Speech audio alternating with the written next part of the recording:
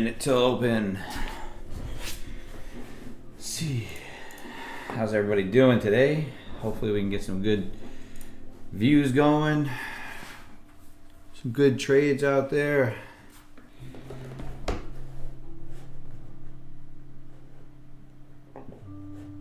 Might be hidden here.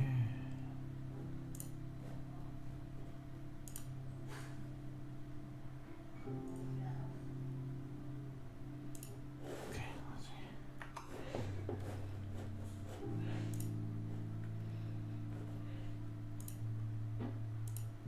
Oh, that's not right with the P&L. Gotta change that from the other day.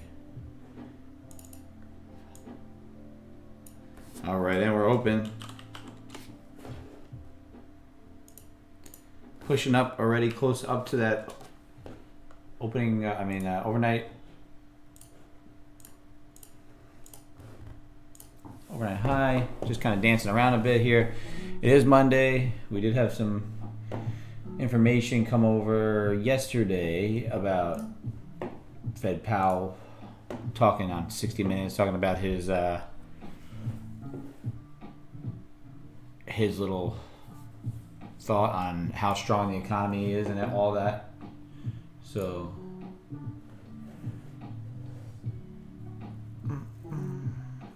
that could be another indication for this to sell off, but I do want to kind of push up into this range here. Blue line is opening is a previous day's high, previous session's high. This is the overnight high here. We got the overnight low here. We do have some interesting levels that I am interested in around that 17,738 and then down below 17,770. If we can crack 770, we might be able to flush this down further, so just be mindful of that. Nvidia popped off through the little wedge that I drew up on that pre-market session thing, that pre-market write-up. Probably going to do a giveaway this week if we can get the stream count up. Just be mindful of that. I will announce that if I get some more people in here. I want to try and get 25 people into the stream on Thursday to try and give away a free month of TradeCaster. So if you're in YouTube, chat is not working correctly. Let's see if that's not working. Good morning, Good Ray. How are you? There we go. That's better. The stream is off on the YouTube, so maybe now it's fixed. Yeah. So right now I'm going to be patient. I'm looking to try and get into these zones here. I do think a crack of 770. This area here, if we can break down from here, this would target us to the downside further. But anything that kind of pushes up above 738 is going to push us even further.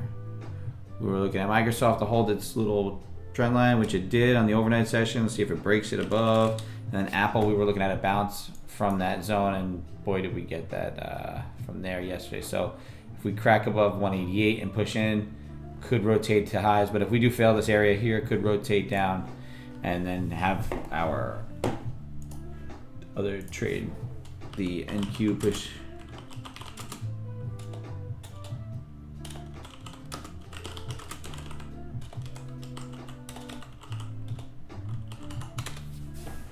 Okay, we're rolling down a little bit of sell side pressure. Like I said, 770, not 770. This is off. What's that level there? 700. Why do I keep saying 770? 700. It's 7,700. This zone here. You can see this channel kind of basically just forming. But I think realistically we get, at the moment, we're still bullish a touch from last week's. There's still some buying pressure in here. S&P's ES1. Let's see. S&P's also just that all-time high there. And then we are just sitting on this level. This is interesting here, right? Clearly resistance, support, support. If it cracks that 49, 64, 50 or so level, we'll call it here. 49.63 three quarters. If it cracks, you have to the downside here. But if it holds and bounces and breaks above, you could rotate through those all-time highs, carrying that NASDAQ with us. So we're going to be mindful of both plays that we could do there. Get some little lo-fi tunes on. Trying to help out the mood of the stream. We are pushing up now to the overnight high. Let's see what happens here. If we're going to crack above it and run, or if we're going to end up failing that overnight high. But realistically, I don't have any real gusto that, you know, anything that's really telling me either direction right now. But the hold here and that 38 has been important in the past. So let's see if it acts as that breakout point. 738. Apple is failing 88. Microsoft also wicked there to 411 and then failed. Nvidia also popping highs, continuing to pop highs, just no end in sight for that thing. All right. S&P is also rolling a bit. We are holding strong here. I need to crack below 700, probably in that zone there. Let's see if I can adjust this zone a little bit better to where I like it. It's more in there. It's more like it. So if we can crack below here, we can rotate down and try and clean up these overnight lows. Per contract, you're looking at 500. The VWAP is going to be something that I'm going to pay attention to if it's going to hold or not. But it's really just a patience game right now. Obviously, you can see price hasn't left that opening range very far. If it had, 92 ticks wide. It's a little bit wider than normal, but not that wide. But price has just stuck right inside of here, right? Overnight, we've acted around this level for pretty much the whole entire overnight session. Just chopping here. We broke down from it. We chopped from here again. Tried to break down, trying to break up, and really we're right dead center of it. We're at a 50-50 coin flip right at the moment. Really no edge, nothing here that's going to tell me, yeah, we need to do anything with this. So we're here. We're out here just trying to execute on good plans, make good trades, and we'll go from there. We're going to see if we do break above the plan here, right? If we break above the overnight high and we use it as a support spot once again, then we may look to take it long to clean up that previous day high before looking to see if that thing wants to short back down. But it has to hold. It can't just be like a wick run, right? If we get some sort of delta divergence where we're pushing up above and rolling, but right now we're getting a hard delta push to the downside at this side right here. So I may be playing this end of either a buy side at the bottom end of this zone, or we may look to sell it once it gets down through here. So we got to watch it.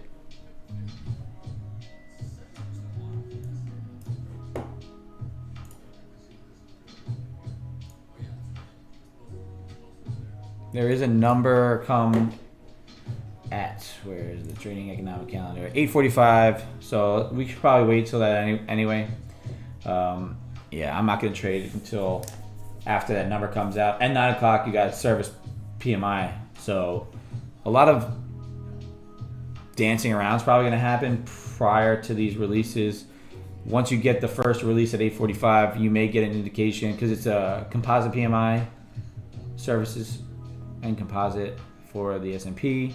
So that is a guiding number, but then you got that ISM service PMI looking at a forecast of 51.7, still an expansive number.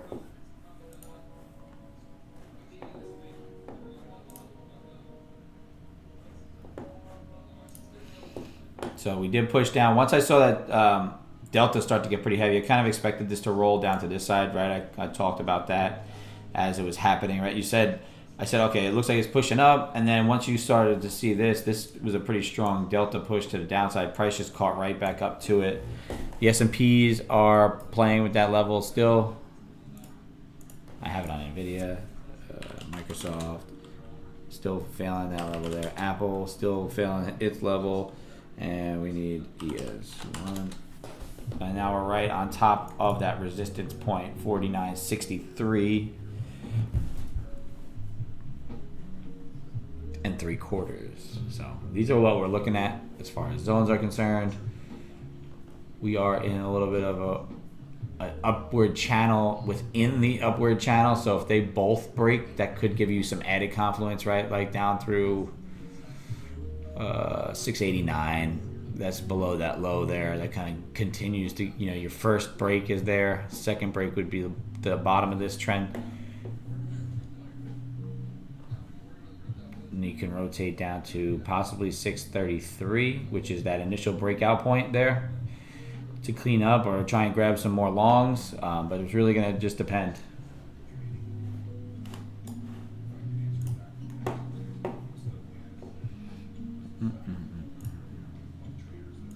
If anybody's watching anything, just let me know. I'll be happy to kind of go over it.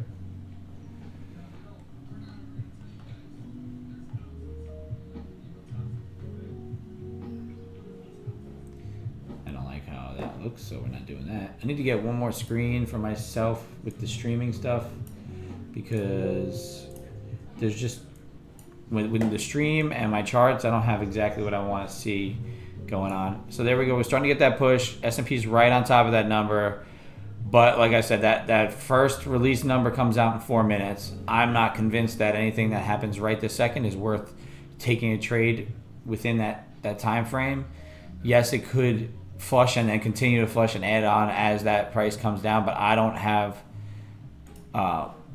it's not smart for me to enter right now, right? That's probably what they're taking advantage of. But we did start to get that crack of that line there. All right. If we break below here, that's going to be a very important level to start to see if this will hold below this zone here. Say that number comes in hot, you get a flush of this zone here, could clean up that overnight low, but you could get a flush and then a rebound to come back to the high side, just because that's what price has been doing over the last 2 weeks. We do have that Middle East conflict that's sort of escalating a bit, so be mindful at any minute of the day. Could get war news and market will spike or dump or whatever happens, depending on that specific news event.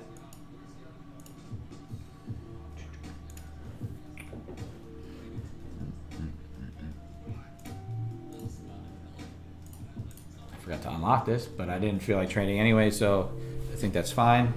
Got to get our trading fuel up. You see Delta is basing. Make sure I'm on my right chart here. Yeah, Delta is basing out. You can see that it is still pushing strong to the downside. Price still pushing strong to the downside. Once I saw that Delta pressure up here, I was thinking, that's a good sign to start to look for a short up at these levels. Maybe scale into it, up through the highs, limiting your risk there. And then you could rotate down through the bottom here. And then if you can get that full continuation, that would have been your good short idea there. But just with these number releases coming out right now, it's just not a smart time to be jumping right in, right on a Monday. All this happened from Friday all the way through the overnight on the reopen and everything like that on Sunday. So, some of this is just not really any sort of actual inventories that need to be taken care of. You got Delta breaking lows, price not quite breaking lows.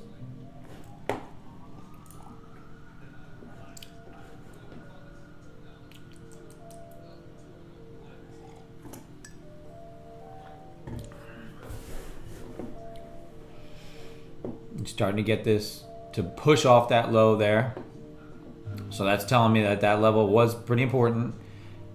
I want to see a good flush of it before I get to do any sort of entry, but that could be just grabbing some. Look what you see, these candles here, grabbing, Now you're getting a decent bounce off that zone from that level there, from that push down, and same on the ES. You got 1 minute till this number comes out.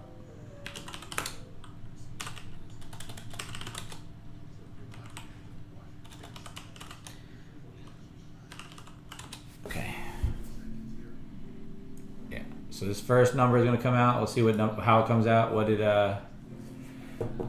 what it tells us. This is going to be the composite and the services PMI. So that's previous was 50.9, forecast 52.3, 51.4, and 52.9. You got 3 seconds till those come out.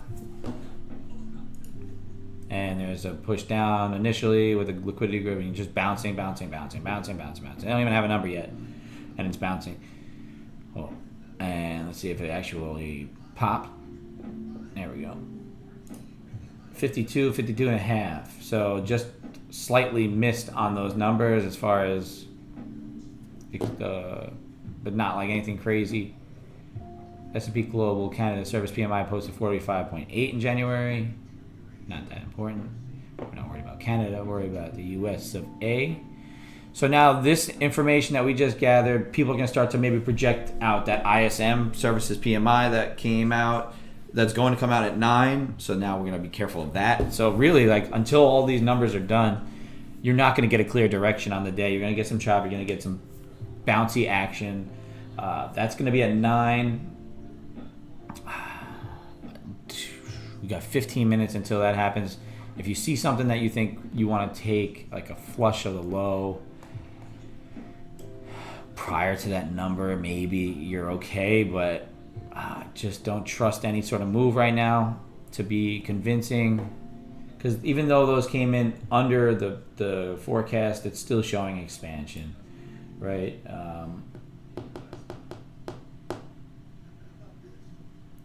The United States, the S&P Global Composite Output Index, which is a weighted average of the Manufacturing Output Index and the Services Business Activity Index, tracks business trends across both manufacturing and service sectors, and a reading above 50 indicates expansion in business activity, while below 50 to contraction. So even though it was a little bit lower than they anticipated at 52 as opposed to 52.3 and 52.5 as opposed to 52.9, it's still in an expansion. So realistically, it's still a strong economy. Everything is strong about business, and with now we're going to see the services PMI with that inflation number. Anything that's showing expansion, growth, opportunities for the economy to continue to push. I mean, yes, in theory, it's kind of good for that should be good, right? The economy should continue to push up, but also that at the same time, that continues to weigh in on the FOMC and what Powell and them are going to do with rate cuts, and everything that's been priced in of late has been all about what the FOMC is going to do, right? Then also at the same time, I mean, this is all post, these numbers are post them happening. They're not forecasts. So, some of these earnings plays might be fading off, right? Apple, Microsoft, Nvidia is the only one that's just a rocket ship right now. Could hit off in 700 today. But I also mentioned in my little write-up here that Nvidia could hold up the entire market if some of these other names don't fail their levels, or they do fail their levels, right? So I'm saying Microsoft was failing that trend line and is rotating to the downside and still has room to 406.18. And Apple, I said, had room to the 180 level. So Apple, you could see rotating right off that 188, and Microsoft as well, right off that level, right? We faded off that level, and now we're looking to come back down to 406.18. Apple pushing off that level, but now you look at Nvidia, I mentioned in my write-up, just blew right through that little wedge in the pre-market session, open, still pushing highs. I mentioned if Nvidia just continues to rally on, I'll look at the Stoxel sector. The whole sector is pushing up, right? AMD is selling off a little bit, but sitting on a trend line and some support. So we just got to be mindful of these names that are going to support the Nasdaq. So Google and AMZ, and also Amazon after good earnings had that huge rally spike. If it flushes 167, then you can get that push to downside. But if Nvidia is going to continue to hold up, then we may not have the opportunities that we would like to have because it's propping up this whole market right here. So I don't want to be fighting some of those things either. So there's the crack of that spot. You can take a one guy on this if it holds. But like I said, that 9 o'clock number is looming. So this might just be a liquidity grab, rotate us back higher, and continue on, right? So I'm going to be patient on it, just based on that wick there too. But it is cracking a few of these important levels. So it might just be like take the play and let it go. I might take the play.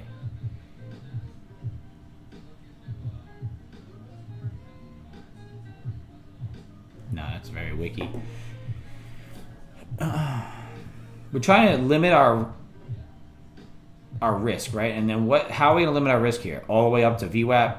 That's a little bit wide right now. I would have liked to have taken the initial break, but like I said, with that number looming at 9 o'clock, yeah, I mean, if that number comes in over 50, we probably should get a continuation on our trade here that we would have liked. I said if you wanted to take the breakdown of this zone here on a hold below 80, 89, 75-ish, then you could take that probably to the overnight low and be fine with that trade.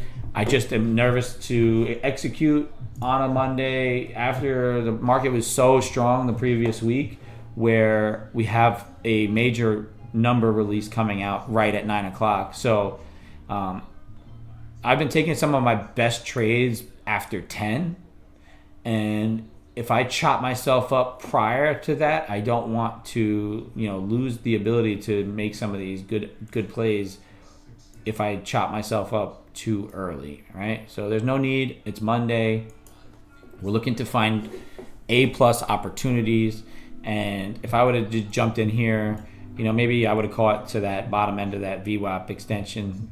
But that's not the kind of move I want to see. I want to see this thing go to the overnight low, clean up the overnight low, or go to the overnight high, clean up that high, or the yesterday's Friday's high level there. Something where I'm at an extreme where I can take a very limited risk and maximize these results that I have going to the other end. Right now, obviously, it seems like that's kind of failing, that breakdown. So let's see what happens.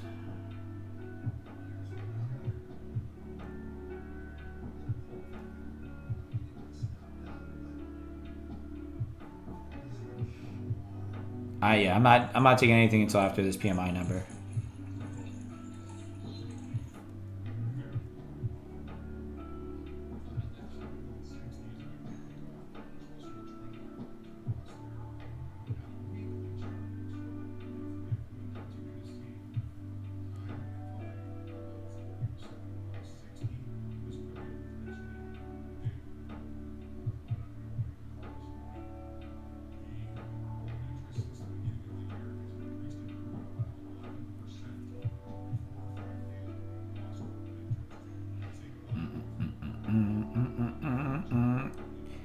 This might be a boring little portion of the stream, but realistically, I'm just trying to keep myself patient.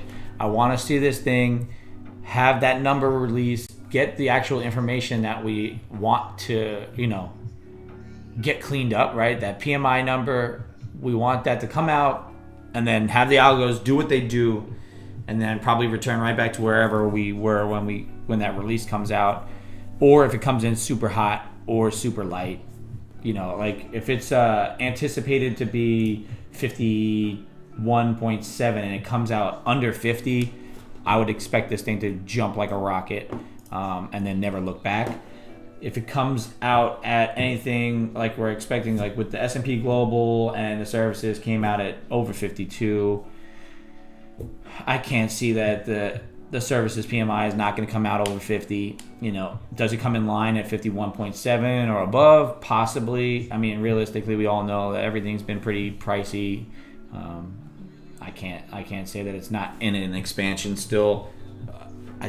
based on all the numbers that we've been receiving, if it's a surprise, it's like 55 or something like that, then you're going to get this thing to sell off, and you're not going to look back at that either. But if it's anywhere near the forecast or right at where the global services PMI were at that 52, like right around there, just a bit, like just barely missed, just barely beat it, you're going to see this algo whip it around, and then it's going to flatten out and it's going to return right back to where it was. So that's what we look for in these number releases. And then we go from there. Like I said, I don't have any interest to trade the levels prior to all the information being available. And right now, like, you got tilt 50-50.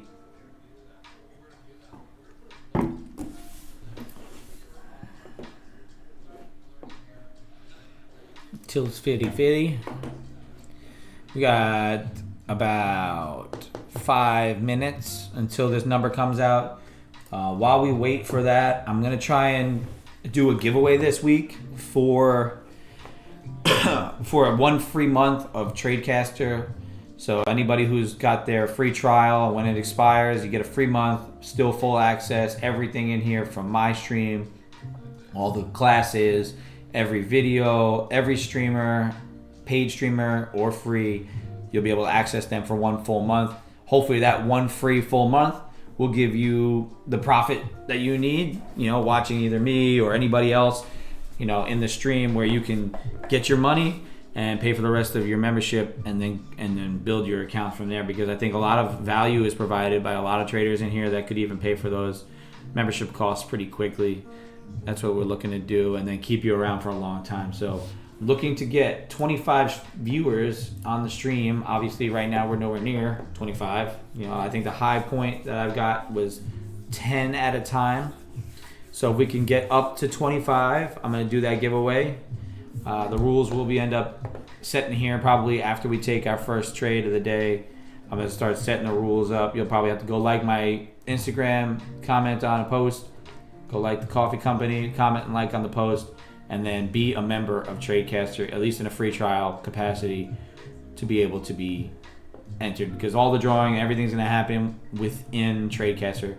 You'll have to comment in the chat as well, saying that you're entered, and I'll check up on all that. And then everybody who gets in Thursday, come like 11 o'clock, we'll do a little spin of the wheel and get somebody an exciting 1 month. And hey, if we can get that stream more than 25, every little bit above 25, I'm going to try and give something else away. So it's not going to be necessarily a TradeCaster membership, but it could be other things. Maybe some cash, maybe some coffee, maybe maybe a hat. We'll see. Every little bit. So if we share it, we get it above 25 viewers, definitely going to do a TradeCaster giveaway. One free month. Tell your friends, tell your family, anybody who you know that trades. Go to the link in the YouTube. It's in the chat and it's in the bio of every live stream has the information in there. If you go over there and you sign up for TradeCaster, we'll see you on that stream on at least, if you do it before Thursday, that's cool. Build it up. If there's a day before Thursday that gets up to 25, we'll do that giveaway that day. I'm not gonna wait for it. I'm gonna make sure that we have that going. So we have this number coming out now in 2 minutes. Let's see what happens with this. We're sitting right on this little downward channel right at our support level. So I'm going to watch the initial move depending on whatever that number is. Once that initial move comes out and it settles down, I want to see where that settling point is, and then I'm going to work my trades around those levels. But realistically, like I said, my levels are these zones here. 700 down to the 689, we'll call it 688 level. And then above, we have these overnight highs, and we have the previous session high here. I don't have the previous session low because it's very close to the overnight low. Well, actually, it's down a little bit further. It's actually a lot further away. It's just not in play at the moment, so I don't have it there. If it becomes an in-play number, then I'll put it out there. 58 seconds. You can see this thing start to dance around a bit. It might try to get some people involved in a direction that it wants to go the opposite way from. So just be mindful of that. Watch what happens just before the number, at the number, and then as it settles down. There's a little, it's like, you know, you can see that 700 level, it wants to be pretty important. So we're going to be watching that pretty intently.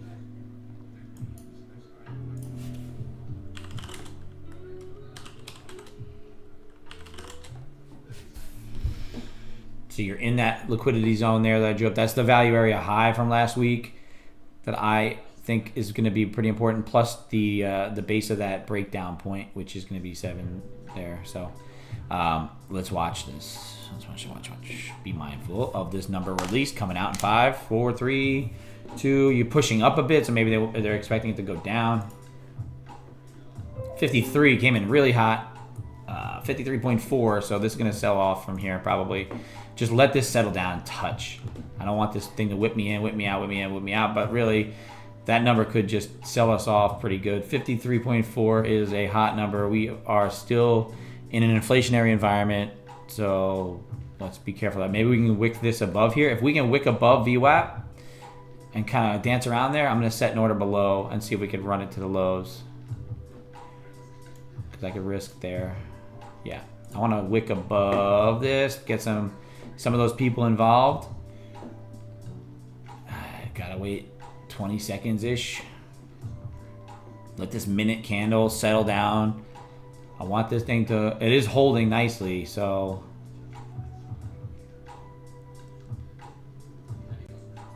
Didn't wick it at all. 2, 1, 0, this minute candle is done. So now we can probably look to flush the bottom here. I want this thing to pop up a little bit before I can get an entry. Based on that hot number, the economy is still booming, baby. Let's see what happens here. If this is going to go Fed rate decision or if it's going to go pure economy strength, let's just rally it. You know, that's the kind of thought that I'm thinking here. You know, you just ticked below there. You got heavy delta, and you only just really ticked below this previous low here. You're not getting a very convincing push to the downside after a really nice move there. I mean, a number that, in theory, if we're playing just purely based on Fed rate decisions, that's what we're talking about lately, then we're gonna, you know, expect this thing to roll over, but it's not quite there yet. And, you know, this lack of selling through this level with any sort of push gives me some hesitancy on the short side. I want to see it pop now, and if it holds, then it could rally and continue on. However, if we get a nice little wick above that VWAP area, above 700, and then start to rotate back down, I'm going to short right down through that 689.75 level, and I'm going to risk up to that VWAP on one contract for now, and then see if I can get a little bit more on it if it does continue to our sell side. Because watch right here, we're looking at that crack of that line there, but really I want to see it fail it one time, push up above this zone, and then start to rotate back down again. But we might not get it because this is still being very heavy below here.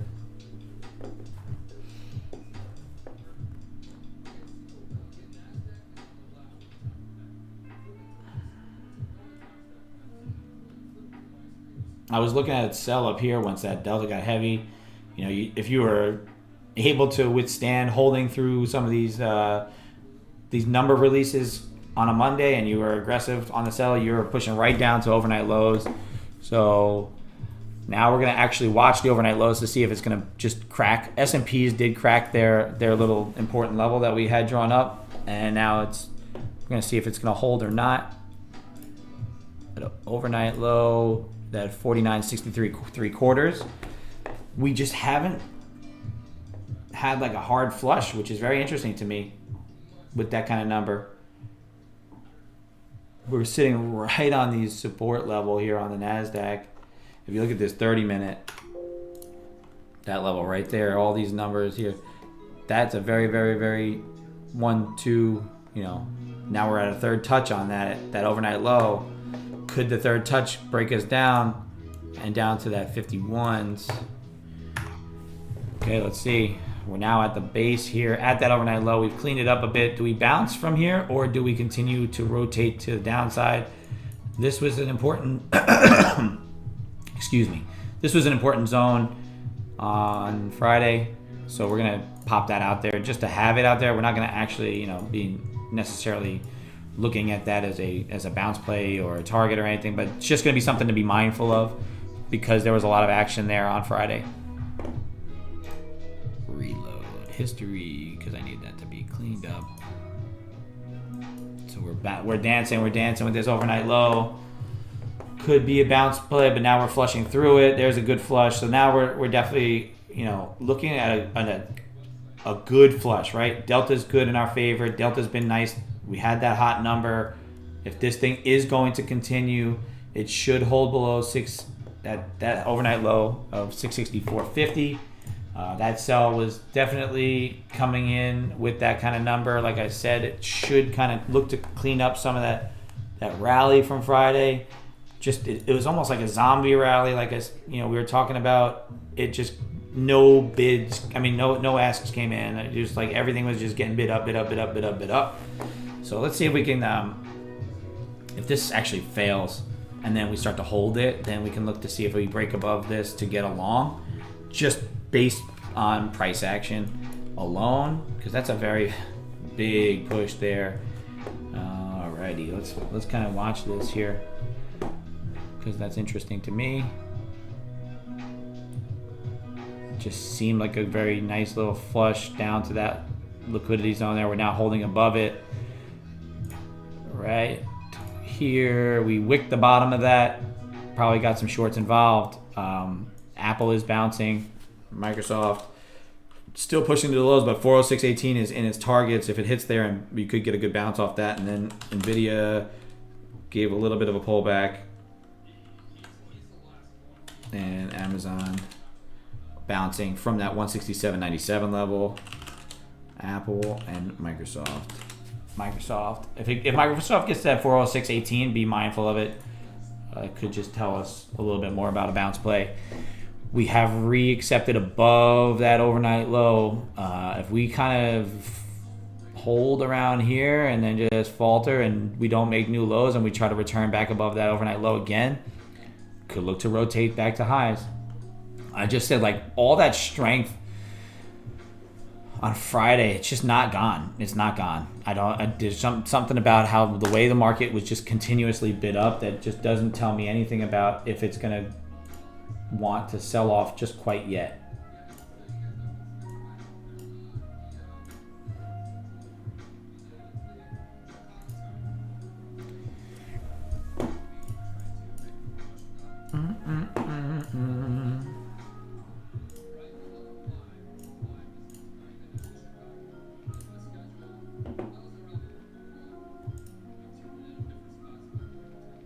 NASDAQ looking at a 64% long bias at the moment, so it's slightly long on the bias, on the tilt. We are on the S&P approaching to the bottom end of an old trend line that was broken and then failed to break down on Friday, and now it's looking to hold it today at 49.55 to 50 zone. If it gets to there, that was a big sell area, and then it became a support area. So let's watch that 49.56 level, possibly for a bounce. So that could lead us to continue downside on the NASDAQ until it really reaches that 49.56. I think we can possibly look to flush this low.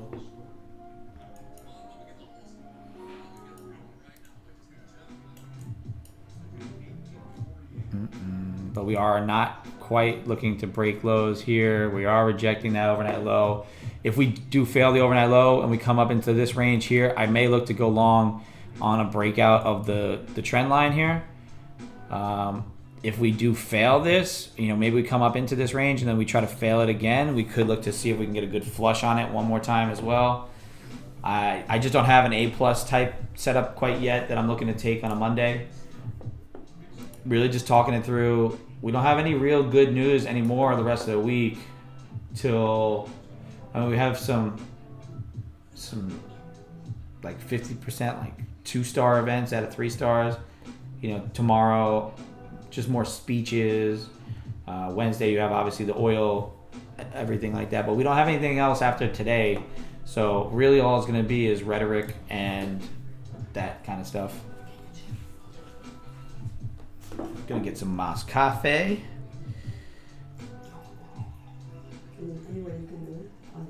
What do you need to do? Go ahead. Is it done? Is it in the oven or what? All right.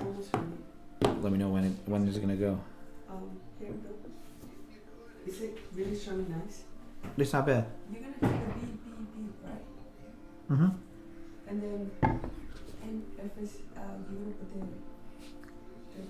and if it's still like gooey, not just if it's just like a little bit, you can take it up. Okay. If it's a little bit like you take it up, it's too much. 5 minutes. Okay. So It's all good. Talking about banana bread at work, dude. All right, so you didn't get you sort of got a delta divergence there. Tried to push lows, didn't make new lows. Starting to push a decent delta to the high side. You could possibly risk your downside here, and take a long off of the low here. S&P's ticked off right at that 49.56 level, so potentially could look to see a bounce play there. I may get one more push to the downside here, but you could see you're getting a rejection candle there, but you are starting to get a delta push too. So let's see, maybe that'll give us that little bit of a confluence to get this thing to push up. I have a take profit trader combine going as well. I'm going to be a little aggressive on that one. I just kind of like set an order on that one to see what will happen with it, with this trade if we did take it right here, right now. I'm not executing on this platform right yet. You just may hear order filled things and whatnot coming from my computer from that end, but we are long one from 17,671 on that account. I'm not ready for it yet. It does look like it's ready to push off, but on this account I want to wait for a little bit of one more little bit of a push up before I can get involved in it. This is kind of wedging a bit, holding this support. If we can hold that to the upside, maybe we could break out from this. Like I said, if we could break out, accept back into this little value area, and then start to rotate to highs, just purely based on the lack of follow through down through that overnight low. We've been pushing, and then S&P's also having that support level there at 49.56 that could hold it up.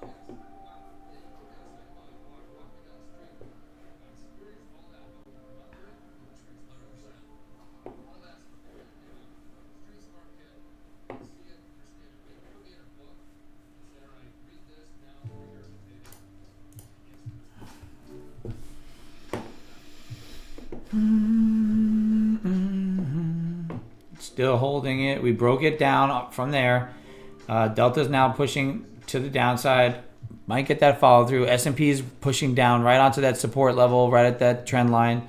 So if it breaks it, then potentially could continue us down with the NASDAQ, with the S&P's.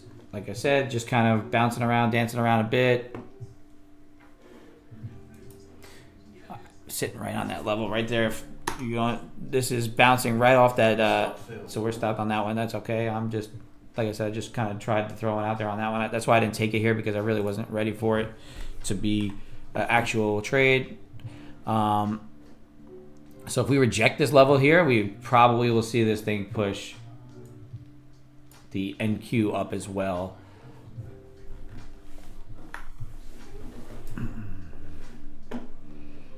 Trying to push lows, not quite making new lows.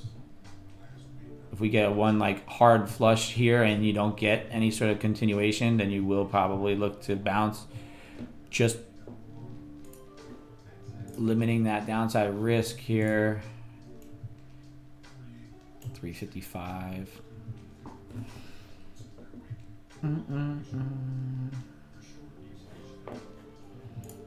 Trying to be patient on it. Right here, could get a bounce. I also, anything down here, I did say I was looking to get some shorts at 79. So I want to kind of bounce up into that range and then short down through it again. But I never quite got to that 675 level again that I wanted to. We did get there on this bounce, so maybe I just missed out on that liquidity grab there. Based on I was looking at the wrong zones. I'm looking at this chart. I gotta pop this one back up because you can see this pressure now through that value area high from last week. That rotation down is what I talked about, that 633 level, and then to this zone here before we start to get any sort of really good bounce. That number did come out in a way that should lead us to downside, but also, like I said, the markets have been so strong of late that push up just isn't out of the realm of possibility right now, right? That flush down, you didn't get new lows. Let's try it. One guy here. And we'll risk to the bottom there. If we do crack that overnight hot low again, we should be kind of rallying a bit. And then we'll look to kind of be kind of quick with it. Only just based on the lack of follow through to the downside, right? And then possible bounce off the ES's liquidity zone there at 95.55 to 50. But it is still continuing to push down a bit. It's a little heavy. I'm bearish, really, on like all the data, but just based on the price action from the previous week, we did just kind of 641.50 ish. That's right here. That was the breakout point from all of what we had from last week. So that's where we broke out of those highs and just continue to rally on. So maybe this is where we're just going to try and recover that, which is right here. It's recovering that number now. So we've recovered that. Could this possibly be just a continuation sell side? I'm going to flatten that. So that was the idea there. We're going to try and fade that overnight low. If we got through it, failed the breakdown. But right now we are continuing our breakdown. This right here should have been my entry to go short. The lack of follow through back to the upside. You could play that down, with a risk above here.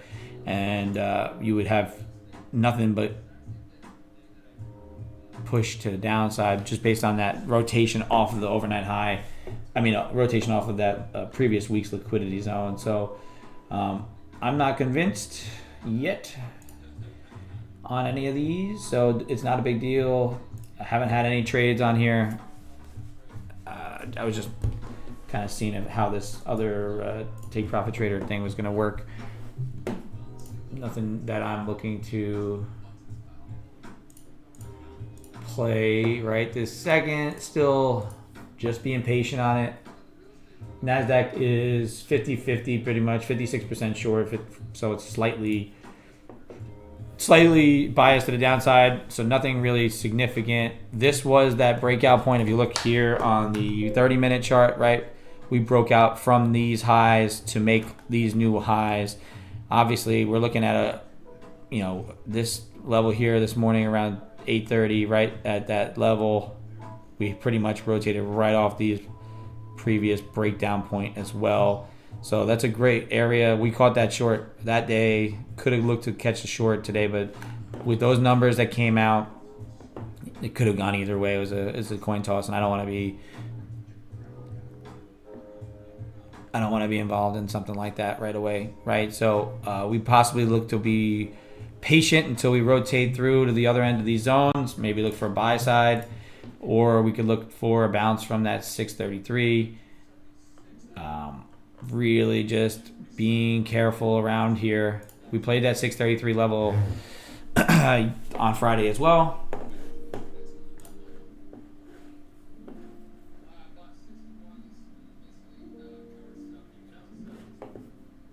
Look at that. It's just melting through these levels now. So that the sell bias thought process was my ideal play. Unfortunately, did not take anything.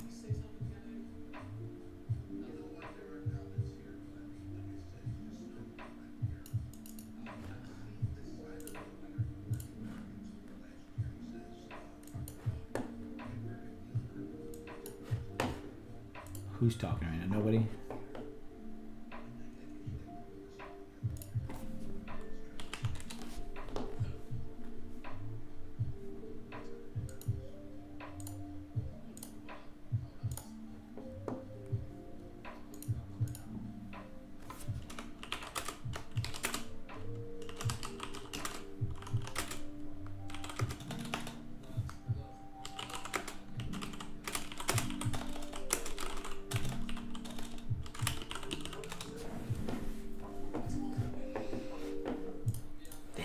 missed out on that sell side there. Really not. I'm not trying to chase it. We're kind of running into some congestion here.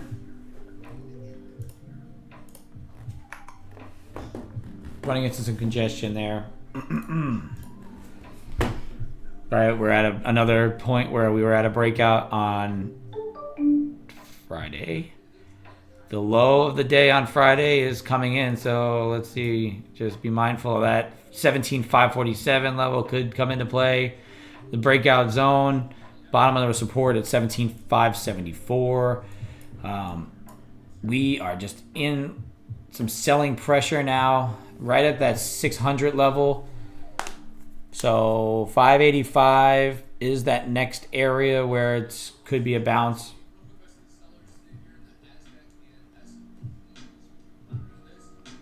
But I don't have an entry right this second. I'm going to be very patient on a Monday with these numbers that came out. Like I said, if the number came out hot, you should anticipate this sell side pressure. We never got that little bit of a bump up for me to enter that short. We were at that number at 9 o'clock, so 9 o'clock. I wanted to see this thing give me that little bit of an extra push, which it never did, which honestly should have told me it's going to be heavy. I like that manipulation to play the opposite end of it.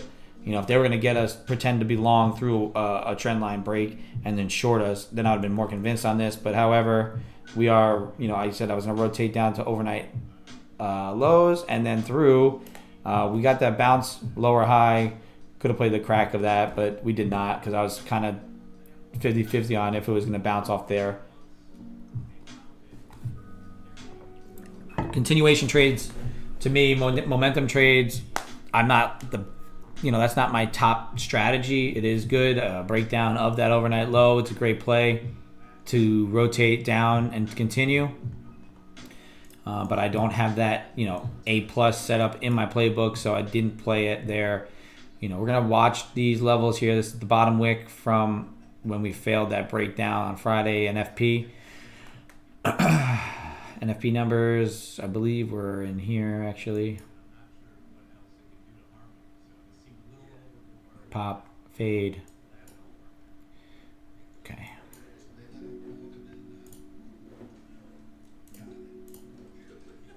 Microsoft cracked below 406.18. If it holds below here, you could see this thing continue to flush. Apple, we mentioned, it's continuing to try to push over that 188.18 and failing. If that now gets to rolling over and Microsoft continues to break down through that 406.18 and hold, then you could continue down to the downside. But if you get any sort of a bounce and NVIDIA continues to try and push up again, it's failing back down now. It pushed those highs. Now it's rotating back through down to the downside a little bit. You're not, Amazon bouncing off that level again, right? That bounce play at 167.97. Apple, Microsoft recovers the 406.18 to 20 level and starts to bounce and rotate through, then you can look to see this thing maybe pause and start to take its turn to the upside. But until that happens, you're not really going to get that.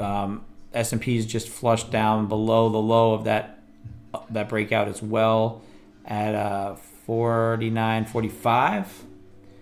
Might try a quick long, but like I said, we're not really in a great area, right? We're in a little bit of a breakout zone. I want to get above this 40 level if I want to get convinced that it's going to be a long, because this is just heavy, right? Heavy. Nothing here telling me let's do this to the downside.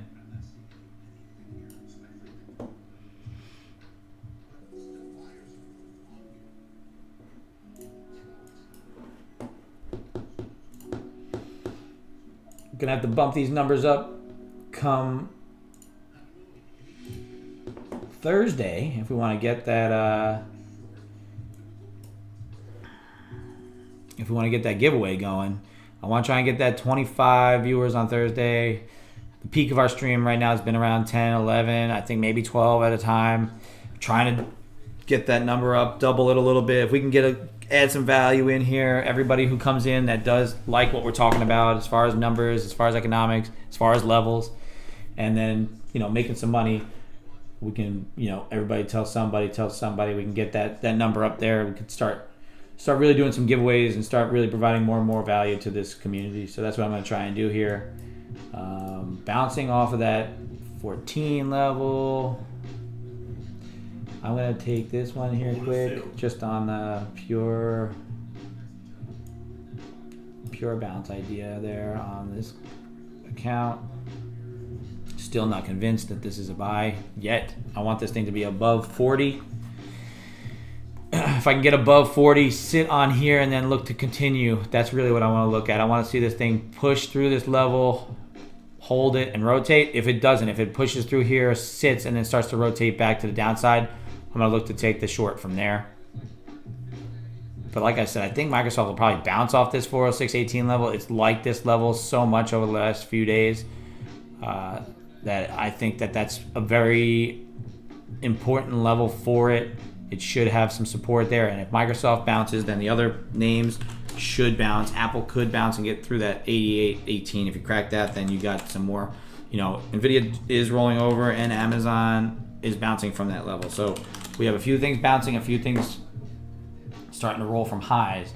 But if you get the bounces from the lows to help you out, that's going to really be pretty important, right? I want to get above 40s. If I can get above these 40s, hold and rotate through that overnight low again, that's going to convince me that the buyers are coming back. If you fail this 40 level and start to rotate back down, then that could be your short entry, right? So that's the level we're going to look to play there. Oh, shit. Fuck. I have something in the oven. 2 seconds.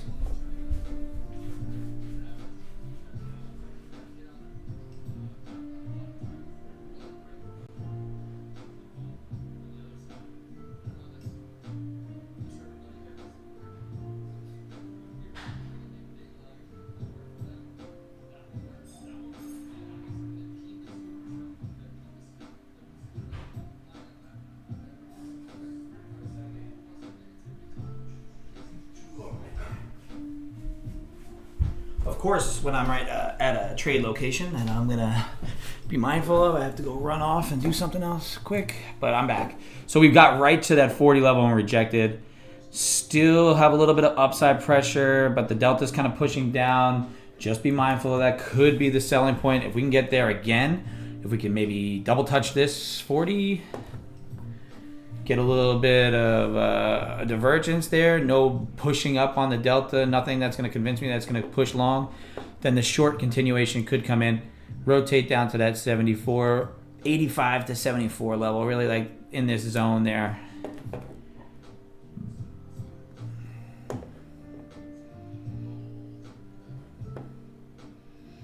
But if we do start to see delta push, you know, you get a strong delta push, you might get this thing to fail this breakdown and recover some of these numbers.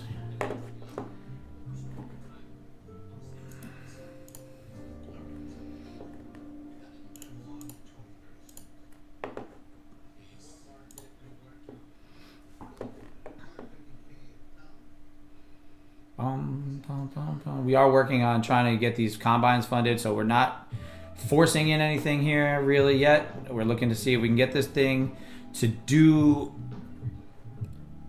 what we're anticipating, and then as it starts to give us something in our favor right here, 40, maybe a bounce and a run, then you could get an entry long. If you can get a push above these highs with a lack of delta follow through, then you can maybe look to see maybe we fail this 40 level again and rotate to the downside. These are the two scenarios that I'm looking at as far as what I'm doing on this account.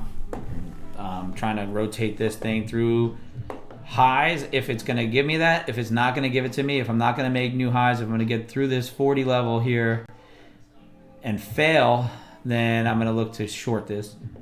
But that's just based on the price action currently and not really on anything data driven or anything like that, right? I don't think we have any, like I said, we have no more numbers for this week, so you could see some buyers come into this market and really push it up. I mean, there's just no reason that it doesn't want to buy up, because they came in Friday after bad news and bid it up. Today it's still I mean, not really. It's not bad news. It's good news for the economy, bad news for the rates. So we're pricing in two different things here. So realistically, if the expanding economy is going to continue on, and you're going to get bounces on Microsoft from that 406.18 level, lack of downside pressure on it, you may continue this to the upside for the time being.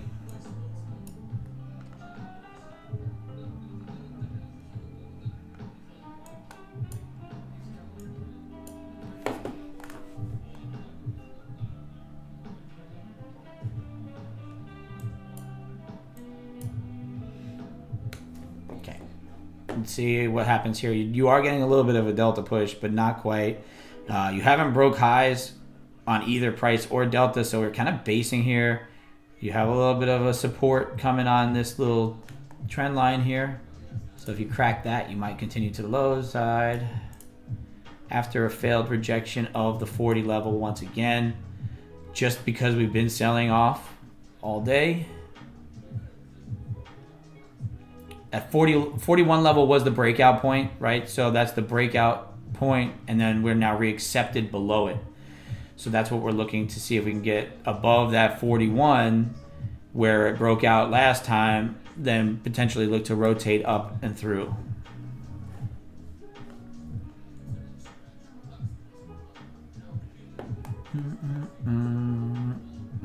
We have to watch this, right? Watch the delta. If you get a push and you don't get the price to continue with it, or if you if you get a bigger delta push to the downside, you could get the crack here and a rotate. So we could rotate from here to the lows if we do crack this right now.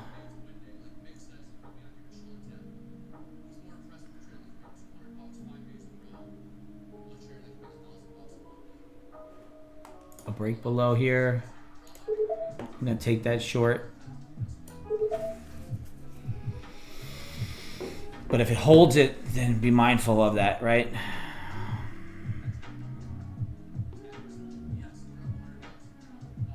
This is just a pure momentum play, trying to rotate it through the bottom, but I'm not so... No, you're starting to get delta to follow through, so we should be able to get this thing to continue to push.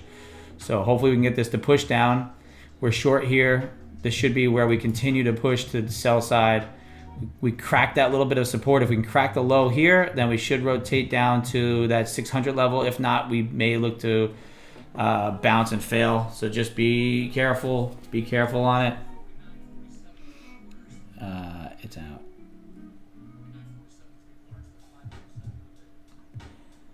Stop filled. All right, so we're still in. We're short here. Let's see if we can rotate this thing down to the downside. I want to see it get to around that 600 level. If we can get there, we're going to trail it out to break even. Down to 610. 610 seem to be a very important level. The 10s are always going to give me some trouble. I'm going to be mindful on this. I'm going to leave my stop above that wick area, and I want this thing to rotate down through here. I would love to take it there. That'd be great. To that 674. I would front run it to that 80 level. Actually, I'll front run it to the 81s. So we are grabbing some liquidity here. Just something here. It just still feels heavy to me. Working this short through this break of this support here. I will cut it if it starts to push above the 27s. Yeah, that's fine. I'll leave it there. Leave it there. If we break through our lows again, then we might need to add to this. Microsoft bounced a little bit, but not quite. Apple still rolling over. Nvidia still sitting on that support level. Microsoft, I need that thing to crack through that 406.18. That'll give us that complete confluence to keep pushing this thing to the downside. So I'm being patient with it, not running my stops yet. If we can push lower, hold below this 10s, we should get through 600. 600 obviously is going to be a very psychological level, so we're going to watch the 600. If it cracks 600, we should continue through to the downside. So Delta is pushing our direction. Price is pushing our direction. I don't want to be above that 24. If we kind of crack above there, I'm limiting my risk there to $100. I'd rather take that paper cut if we don't get the follow through here, because this is kind of like my big delta divergence setup where it's not quite a high lower low. You're going to get the other end of the high and maybe rotate up, and it might be a hard move quick. So that's why I'm just being careful with it if we don't get the follow through my level. But I am still giving it a little bit of room to play out to the downside. I just don't want to take any sort of false breakdown and take the full loss on it. So I'm not giving myself a full loss. So I'm adding another level of where I can take my next trade, right? I want to I want to keep bullets in the gun so I can take my A+ setups when they come. So far, so good. Still working out a direction, still working down. If it gets to 600 or just around 600, we're going to move to break even. We're going to look to trail it out as it breaks 600 and as it moves to the downside, right? If we can get from there to there, it's 7. I want to continue. Really, I'm going to put that at 74. If we can take profit, then good. That would be great. But, we're not totally convinced that it's going to continue to flush. What's Microsoft doing on that? Still bouncing a little bit. So really, I think we're going to bounce off that level there. I think I'm going to let this thing play right here. If we can get one more push down, then I'll move the stop. I got to move it a little faster than I want to, just based on the way Microsoft is bouncing. Yeah, like I said, I'm going to take that $100 loss if it breaks above here, because I know this level could act as support. You're getting that delta push up. Microsoft was bouncing from that 618, and the S&Ps are now bouncing. So if it's not going to continue here right now, then we're not going to be involved. So I'll give it that $100 loss just in case it does want to continue to melt, but I don't want to give it any more than that. See, it's going to pop up right here. Oh, there's the liquidity grab down. Push down, push down.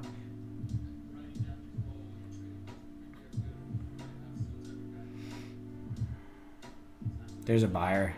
There's a buyer holding this thing up. Let's see if it doesn't. If he disappears, then we should get the continue push down. If we go up 100, we'll put it to break even. We don't want to lose more than we've made in the trade. No, it's gonna pop here. That buyer keeps coming back.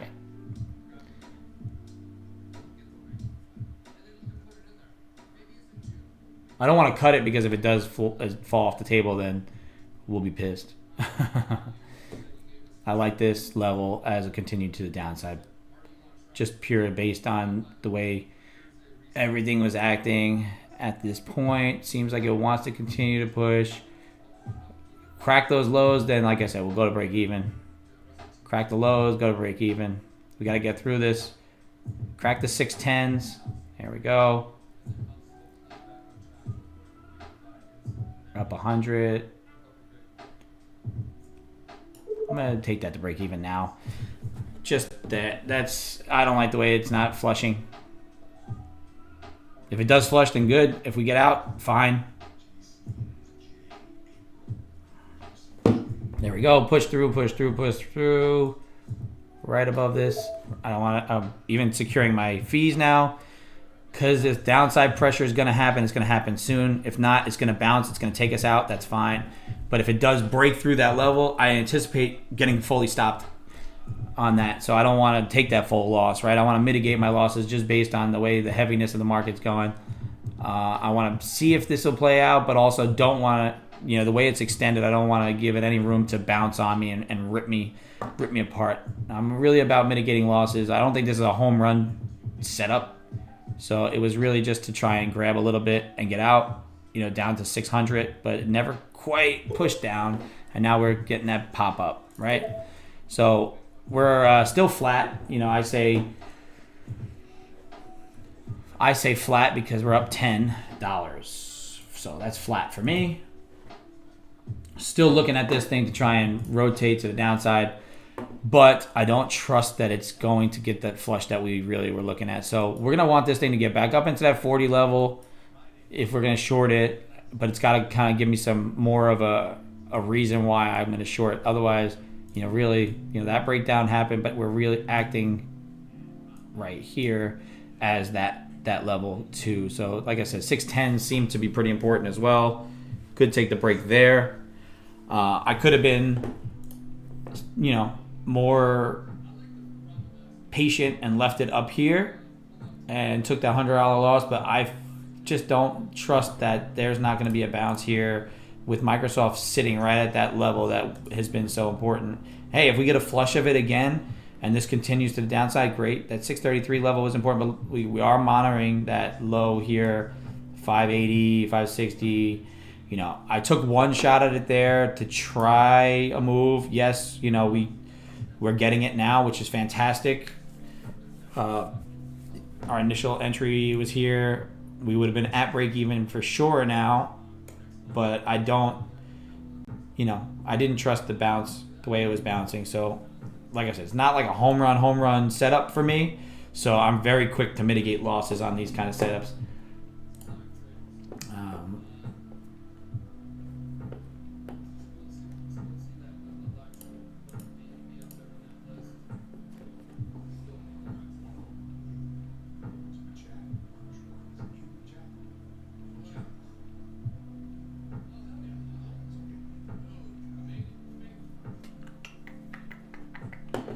Okay, so we're going to be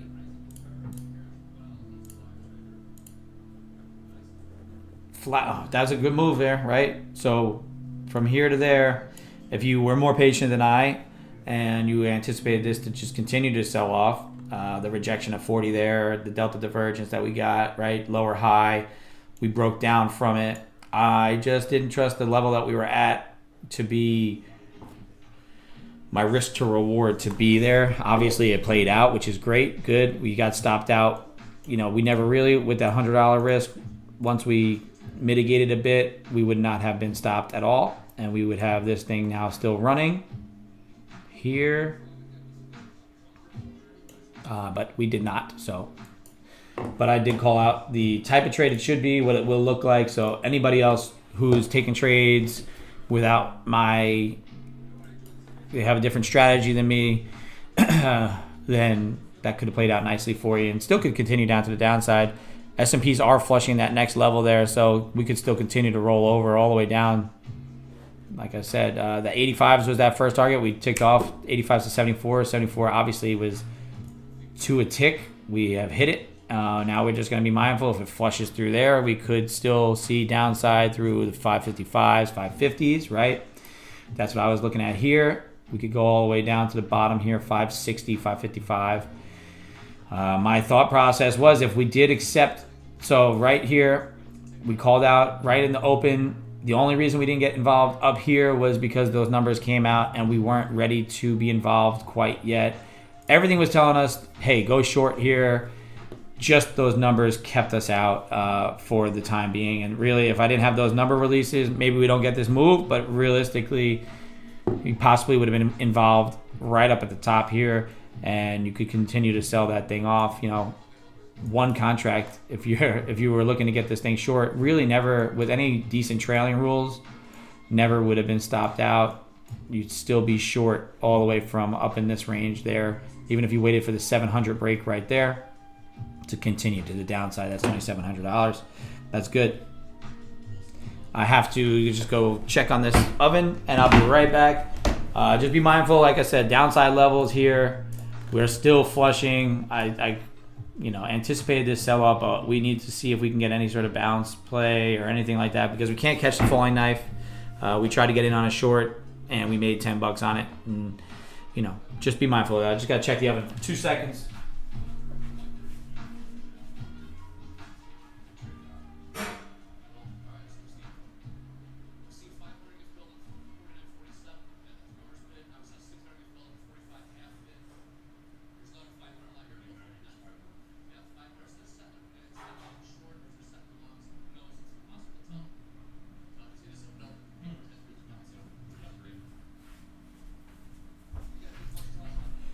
Still flat on the day. Microsoft is flushing that 406.18 level, so the confluence is there for everything to just continue sell side. Apple rolled over. Microsoft, Nvidia losing the highs, rotating back towards that wedge pattern that we had drawn up there that broke out before market. Amazon looking to push down. It did reject that 171. It rotates down now to 167.97. It bounced off of there. Let's see if it'll flush it also. Like I said, I really believed that we were a little overextended after last week, but I was not convinced that the buyers weren't ready to continue us up one more time. We're getting a little bit of a wick bottom here. We have all this chopped through this level here. So we need to see what we can do there.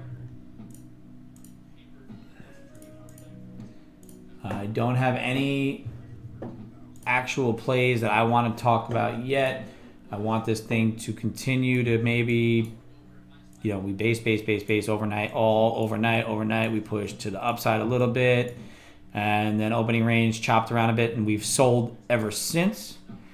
We never look back, so we're in that selling mode. That 30-minute chart over here, you can see we have all the way down now to 513 and beyond to 465, which is a good buy zone.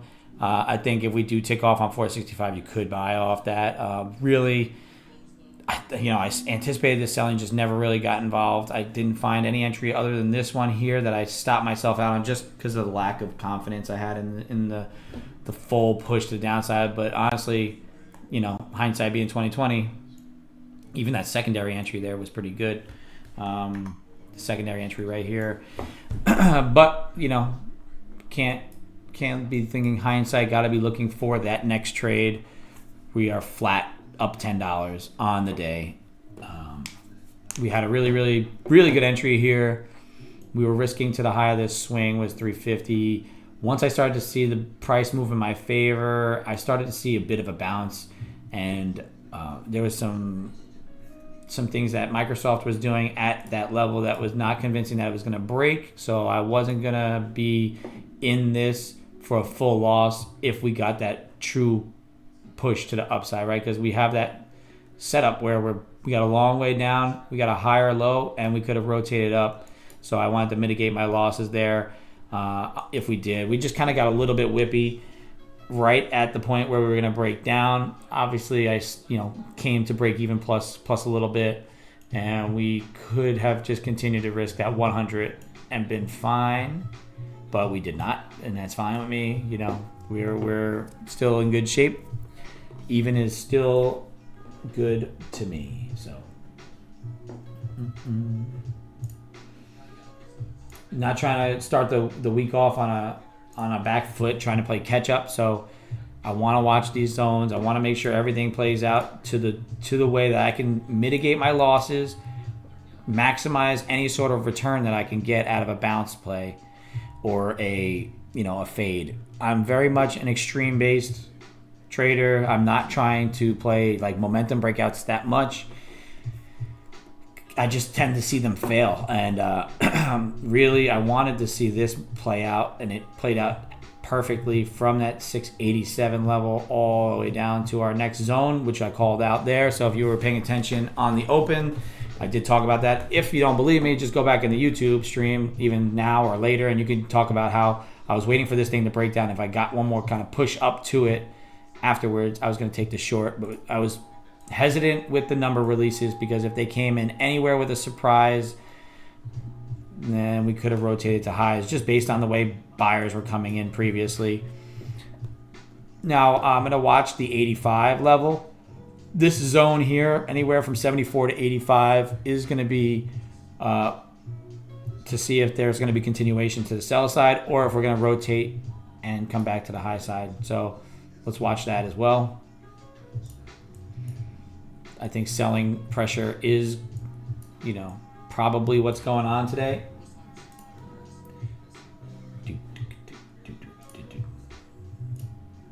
Feeling the tunes.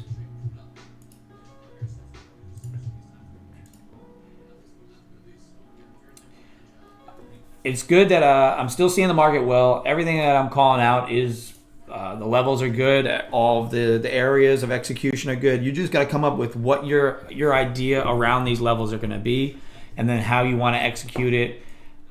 With me, as far as these news events are concerned, I'm trying my best to not be involved in them in ways where they're going to be manipulative, right? Because when we got that release at 9, a lot of times when that number comes in like that, you get like that first push to the downside, then you get a manipulative wick above a key level to try and get some people involved in the other direction. Then you get the continuation to the other direction, and that's what I was looking for.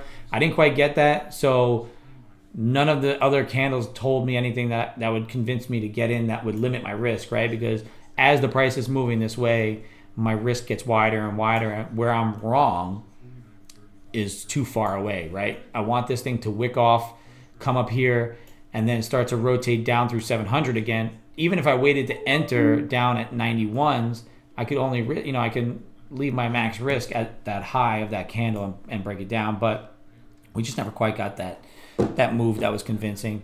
And now, right now, you're looking at this candle here, pushing above. You're getting delta to kind of push as well. So this could be the spot where price slows down. You start to get a little bit of a chop action. Once you get some chop, got to see if it wants to continue, right? If we get a lot of this, maybe a push, false break down, then maybe a breakout or that continuation. I'm not in the game of playing like really great at continuation. So what I would love to see here is, like I said, some sort of chop. I want this thing to chop around a bit, come around 75, come above 75, and then I want a fake break below 54 here to try and get shorts involved one more time. And then as those people get short, I'm going to set a buy order up above the range and see if that'll fail that short and then rotate back to the highs just to catch a little piece of a rotation, right? We may have a new part here. That's pretty important there, I think. Just seeing that 26 degrees.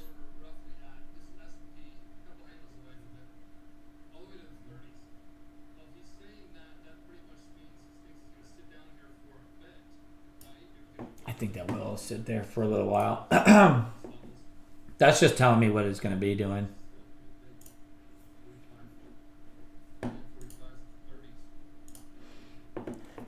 Still only one trade. We are still flat. I took a break even on it, but that thing did end up playing out beautifully from our level. Our stop, really, we never really took much heat. I mean, we started out on it here. We took a little bit. It started to drift into our loss there, about $100, and then we started to rotate back down. I brought it back in as we started to push up this level here. I just didn't trust that Microsoft wasn't going to hold its level one more time. It did end up breaking down, right? You got Microsoft to break down that 406.18, which was that key point I thought was going to be a telltale sign. And now Apple's holding up, so that may tell me that we may get a bounce if we can get Microsoft to play along. If NVIDIA also wicked off that bottom, may looking to continue. AMZN, we got a bounce off of that 167 level again. If it flushes, then you could get another downside move. We can watch Apple. Apple's been beaten down. I said the very key level is going to be that 180 level. If it has to come back down to here, you'll get the NQ to drag down. But if you get down here and NQ's at a key level, you can see both bounce. We're going to watch this zone now for a reversal point. Could be a reversal point. I'm going to keep the music off for now because it's failed. Micros are 62% long. I don't see anything on the full contracts.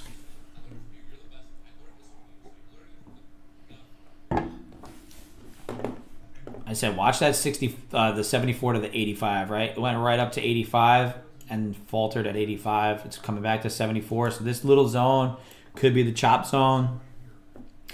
I think even down to where we're at, like our low of the day there. Where did I say the low of yesterday was? The low of Friday, 831 was the open. Was right on that 60, right? Pretty much there, yeah. So this next zone below us is that previous session low. So it's still a little bit of a ways away.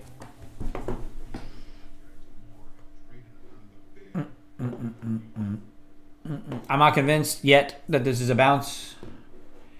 We need to see some, further price action that's going to tell us that we're on the other end of this. you're getting delta to be kind of congruent. Price is pushing up higher. Delta's pushing up higher. Want to see what happens around this area because it seems like it was acting as support, then acted as resistance here.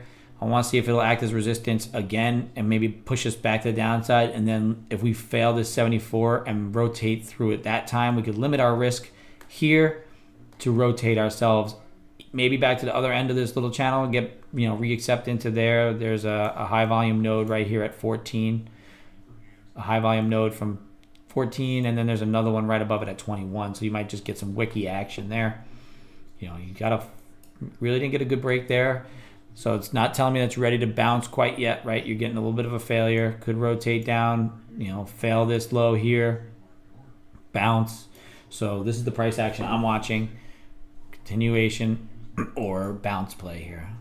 And we're looking at this NQ to bounce right off that level there, 586, 585, right? So we wicked there previously. We're wicking there now. Could use another, it's 9:55, so within the next 5 minutes, we're going to get the close of this 30-minute, and we're going to start to develop that next 30-minute candle. I'm not in the business of making a trade within 5 minutes of the hourly close. I need to see where this hourly is going to be. A lot of time you're going to get a little speed up.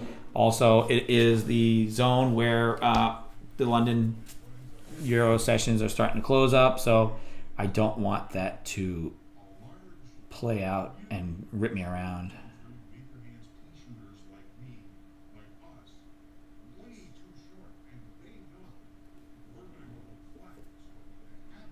I'm going to distract myself for a second here.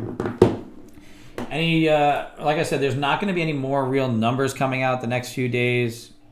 Everything's going to be 2-star events type deal.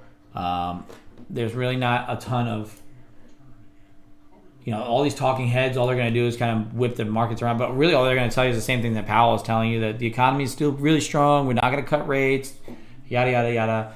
But also the strength in the economy leads you to believe that there's possibility that there is still more upside to the markets. They're not solely pricing in rate cuts because realistically this is the futures market, right? So if it's pricing in strength in the market, then the market's going to continue to rally. There's a lot of good sentiment there. Also, if it's staying resilient at these high rate levels, and the Fed does end up coming in and saying, all right, maybe not March, but we're looking at May, and we're gonna take it down a quarter of a basis point. This thing's gonna go, upside, right? So it's a strong economy and a lower interest rate environment. The two together could push us up. So they could start pricing in the combination of the two. And that is why it's sort of difficult to just trade purely based off of like, hey, we're not going to cut rates, right? So now we're acting as resistance here, right, to the tick on that little downward channel that we had developing. I would like to see it come back down, reject it here, maybe push down up again and wedge in here. If we could wedge in this little triangle and then break above, I will take that long, mitigating my risk down to the low and rotating up into, and maybe the overnight high, overnight low, but realistically, the first target would be that 615 to 21 level because of that volume node. You got low volume on the way down. You're starting to build volume here, but if you can get this thing to wedge and then break, you get to the high end of this channel. Then if it breaks that high end of that channel, then you can look to rotate to that overnight low and beyond, maybe VWAP.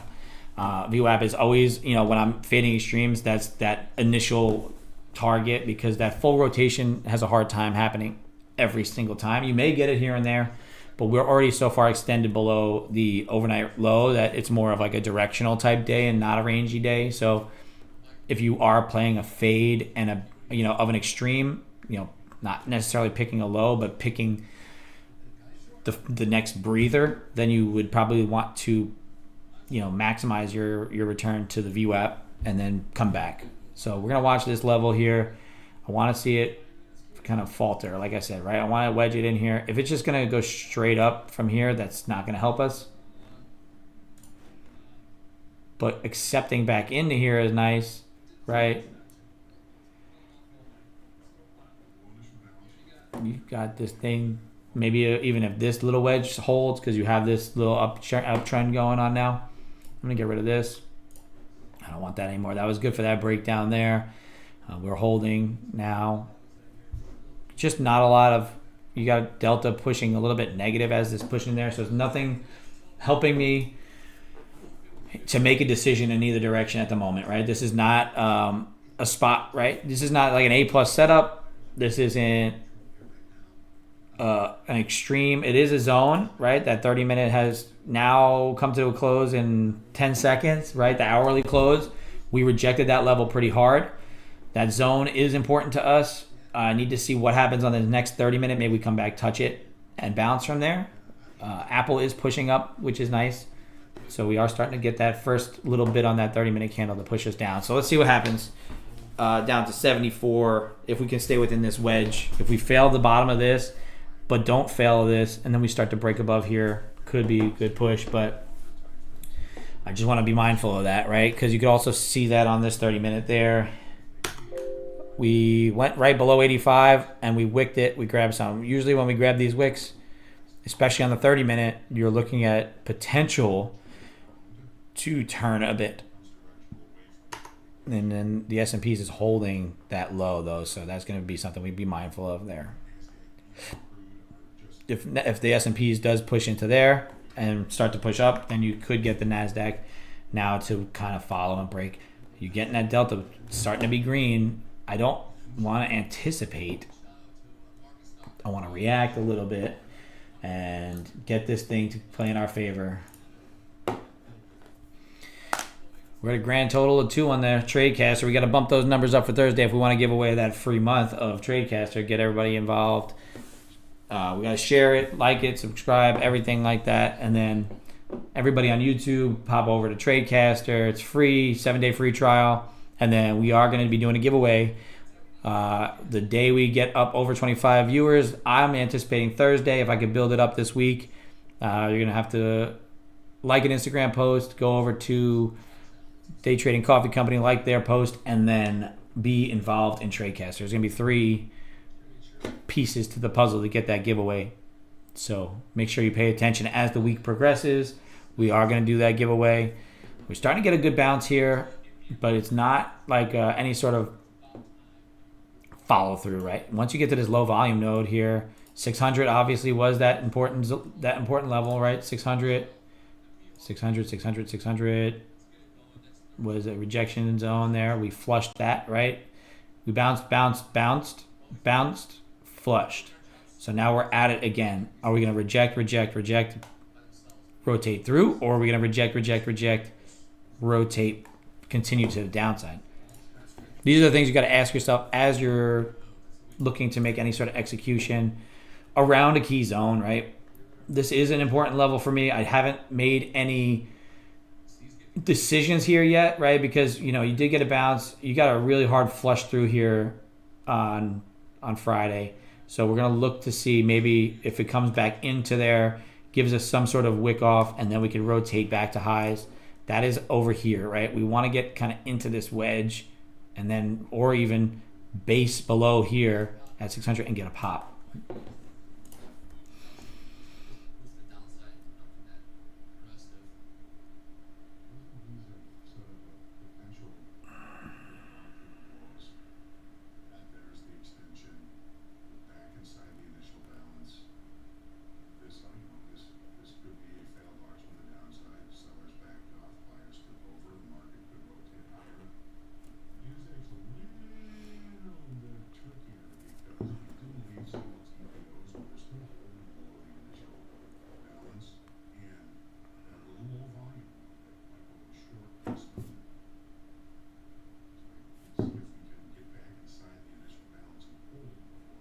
There's that little bit of a push to the downside that we were looking for. My phone is all screwed up. Ever since you get updates, on these phones, they're looking to push you out and push you into new phones. It's almost like the manipulation in the market, right? They're manipulating your phone to get you to get a new one, right? So we are holding this. We're holding this here. Look to see what happens at 600. If we can fail here and then push down into this area, without getting any sort of delta push, right? That's not any new sellers. It's just kind of lacking on buyers. If we can get back down to that 74 and then look to take an early entry here, maybe above 85, right? If we falter, come in this wedge and start, basing here, I would like to take that 86, risk that to the downside of 74, and then you can react to the 600 levels a lot better. But if we don't get back down there, that's just going to confirm that this is still starting to firm up and maybe wanting to rotate back to the highs. We've slowed down quite a bit, and I like the 10 o'clock hour to start to see levels to be played with a little bit more confidence, right? I'm drinking too much coffee. I'm waiting. I'm going to be a little more patient on this. I need to give it a couple minutes. I'm going to take a piss.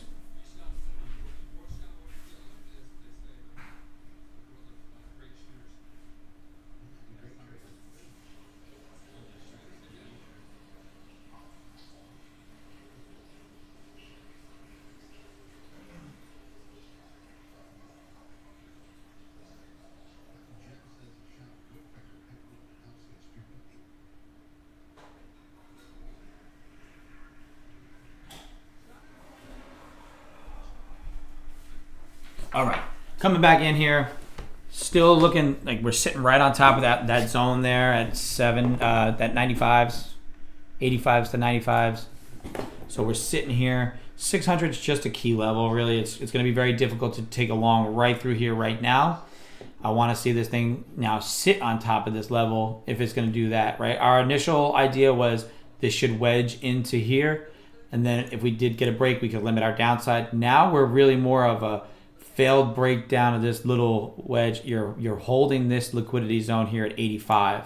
So the hold of 85, right? You're getting that small little liquidity zone here, right there,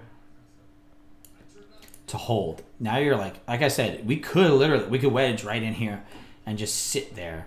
I thought maybe down here we'd sit between 74 and 85, but we're not. We're sitting between these two zones. So we need to have price tell us if it wants to break in either direction on these zones. And then we could limit our risk even further, right? If we can get some sort of move, break out and hold, or break down and hold, or a failed breakdown, rotate. If we get a failed breakdown, right? If this thing comes here and tries to flush, gets to 74 again, you could get right in here and bounce. Now, if this fails here, right, you wick above here, get a hard run to like 615, that high volume node there. If it fails and comes back in, you could look to rotate this to the short side. Just to, be mindful of that. That could be what happens there if you don't get that thing to hold right quick. But it is pushing. We did mention that down here, but slowing down. Could look at 74 to 85 up to that 615 level. Didn't have any good entry points for myself, but now we are showing that we are on the other side of this, right? We're on the other side of this push down.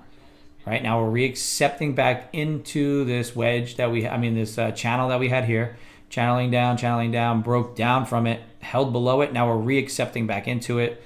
We hit right off at that 614 high volume node. Could look to rotate back down into here. If this holds now, then you can look to see maybe you get this thing back to VWAP. I just have no entries on that yet. That was good though. If you did start, we've called out some pretty good levels here. The first one that we really called out that was great was the 700 level. I did not enter on it because I was standoffish with the number release. Didn't think that there wasn't going to be any manipulation on it, and we rolled over on that. You could have rolled that thing all the way down with some good trailing rules, especially if you have multiple contracts on. And now we ended up calling out this sort of 74 to 85 level as a rotation zone. That 30-minute close happened to be the bounce point there at 84. 633 is the next line in the sand. You have Apple pushing towards that high. Microsoft looking is still holding below that 406.18. So that's interesting. And Nvidia bouncing as well. Amazon, it held its 167.97, but it's basing at the bottom of that. And I'm gonna go back back to Apple because Apple kind of is dragging us to the upside right now.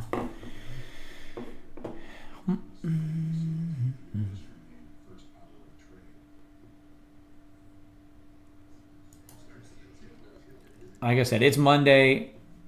I don't have any A plus setups going on right now, so there's nothing here that's going to get me involved quite yet. I hopefully some of these levels are helping anybody out that's watching that wants to execute around them. Personally, I just didn't have anything to go off of yet. I just want to see this thing set up for me in a better light. We are pushing and rotating. Oh, that was not good. I moved that. I want to maybe see this thing bounce from here based off of that. I'm going to get rid of this. Get rid of this. Oh, the Lambo left. I live in the right complex for some inspiration. So we did bounce right off of the level of this trend line here. Right from here, we bounced right here. If we extend that trend line out, we ticked off on that, which is also a liquidity zone right here, right? So there's a bit of confluence right at that zone there that could indicate that that is a buying pressure area, that the price is still technically uptrending on a 30-minute. Yes, we got a little bit of a lower high to start the day, but could rotate off this level here and push to the high. So if we do kind of crack above this high end of the wedge, that could be your entry for that.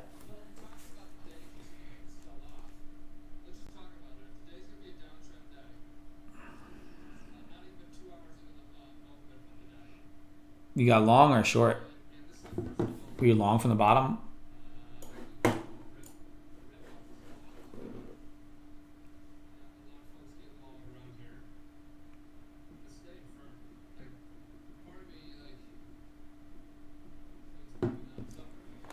I want to get this thing to hold this. I don't want to break down from here. And then if we can get down to here, maybe get a little wiki action below this level, then I would look to take a long above this zone.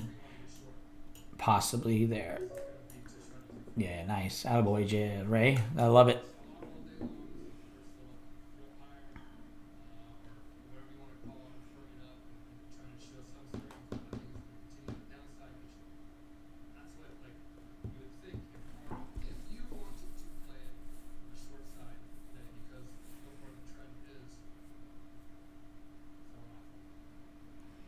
I'll see this thing get through here, maybe wick me off to get some of these people who would be short through that low there involved, but it's bouncing exactly off that level there.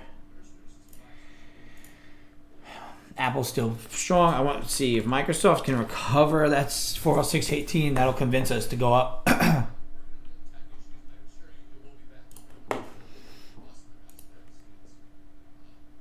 S&P, NASDAQ 66% long.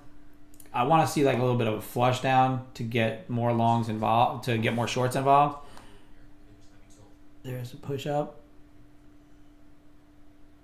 See if it rejects this channel level.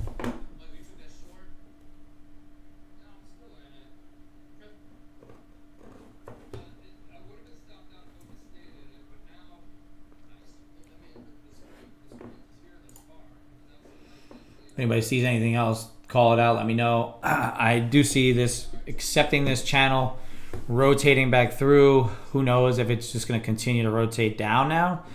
But I would like to see if it does reject this channel here to give me a little bit of a wick off bottom on this zone. That'll give me the confidence to decide, hey, if this is going to continue, it'll either hold this and then we'll get a short through here. If it rejects the bottom here and we can get long as a reaccepts, cheating on this breakout of this channel.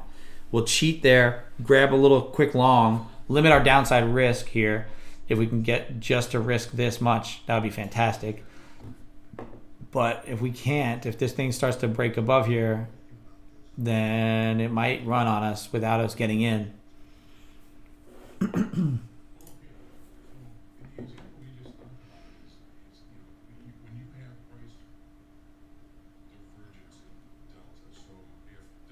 This is pushing. I want to see if we got the S&P's is heavier long, 75% longs.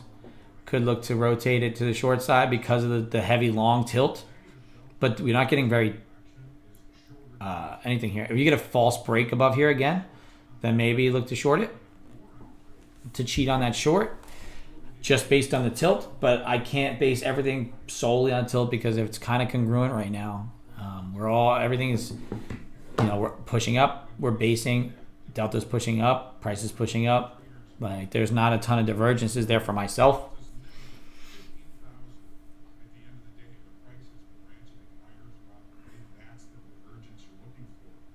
I want to see this thing continue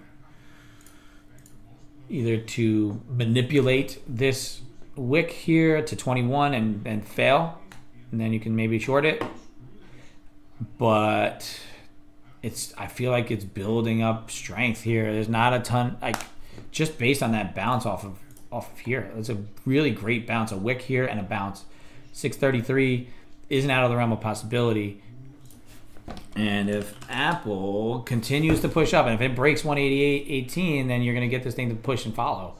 I don't want to risk that much on this bounce. I wanted to get it more to push down, more to get me a better entry. You're not getting a firm break there either, right? Like usually if it's going to be a real break above a trend line or a channel, or a wedge or something, you're going to get a pretty strong move. So I expect that to come up to 21, to sort of falter at 21s.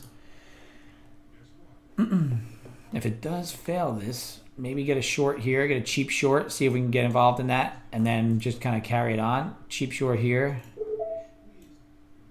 And we could risk that. Cheap short.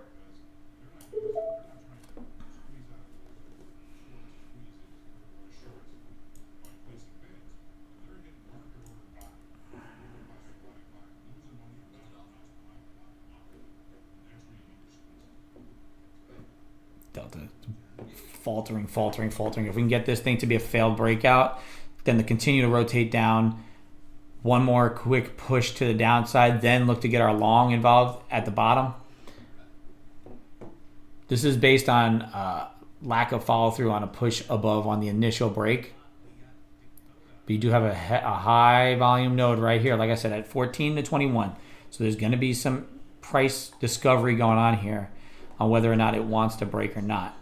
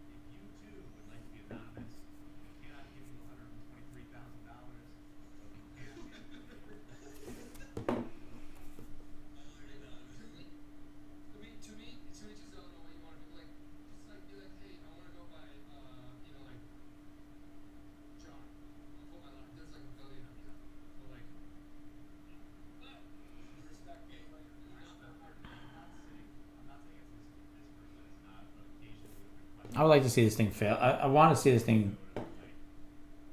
S&P is still 73% long here. Could push our NASDAQ to short through our high volume node. If you could short through 14, you could possibly get a stronger push to the downside here. Just limiting the risk here from there to the high. We might do that just to give that. Once we break the bottom of the volume node. Oh, I don't want it to be that high. I want it to be there. If we could break down through the high volume node, a failed breakout could push us. Like we're getting highs on the delta. On the price. Delta's just kind of flat. There's no real buyers coming in that are convincing me right here that this is going to pop off hard at the moment. Like I said, I think a lot of people were waiting for price to come down here. If we do get that price to come down into that zone, and if you get like a very whippy action below here, then you either going to get the continuation sell side or you're going to get the bounce. Right now, if this is just going to slowly grind up, then I don't know, if this might just be true buying pressure. But with the way that tilt is and the way the delta is looking and the way the price action is not just blasting through this kind of level here or getting whippy or anything like that, sort of telling me that it doesn't quite want to break out yet. And that's interesting to me. We did bounce right off that level, which is great. Apple is pushing up here. Now you're getting a little bit of speed in the price action as we're approaching 30s. This level here, there's some liquidity in that area. That 33 was that breakdown, so it is also the value area low. So I'm gonna, all right, well, we've just constantly not gotten price to come back to where we want to take our entry. So it's getting to levels and they're playing out for us, but they're playing out too good where we don't have the opportunity to get ourselves involved, which is nice and also sucks because we don't make any money on it, right? So I'm looking to try my best to get this thing. We are in 3 combines. I am looking to pass 3 combines to get ourselves back fully funded and to be fully transparent on what we got going on right now. I'm looking at 100K and 250Ks. I'm trying to be selectively aggressive in this market. We're going to see what happens at this level here. 41 was that point that I thought was very important. I do like the short side. Still, we are right at the value area low, rejecting that area. I don't want this thing to, I don't want to enter right here, right now, just because it arrived at a level. You'd really want to see it to get short through here and rotate, because 33 was the breakdown point. We ticked it, and now we're just kind of whipping around a little bit. I don't trust that to not be a breakout point once again. I don't want to enter here as a short and then it rips my face off because I was looking at it to be a long if it pulled back. So if you are in the TradeCaster, it's awesome. I want to get more people over there. We're going to do a giveaway on any day that I get 25 viewers on the stream. I think I could get it done by Thursday. If we can get everybody to add 1 person to the stream, I'll be able to get that by Thursday. And I'll be able to give away that free month of TradeCaster. And then as our group grows and the community grows, I'm going to do more and more giveaways. They're going to be different every time. But the first one's going to be that 1 month giveaway of TradeCaster.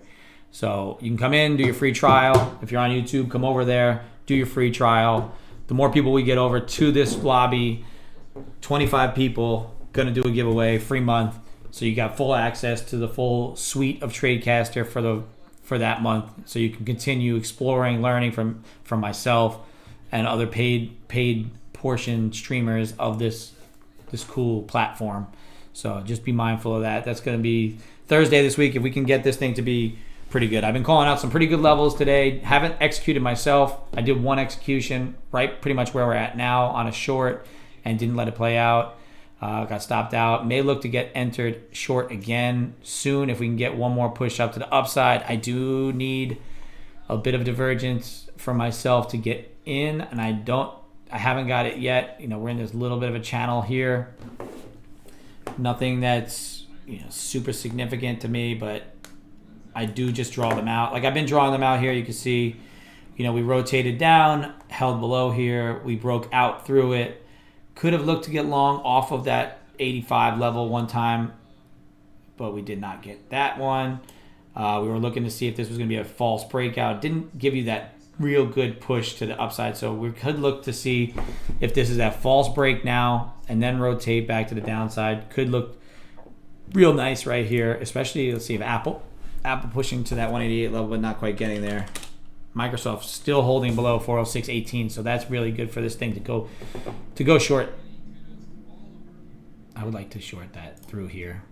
I'm going to take it aggressively this time. We can see if we could limit our downside above here.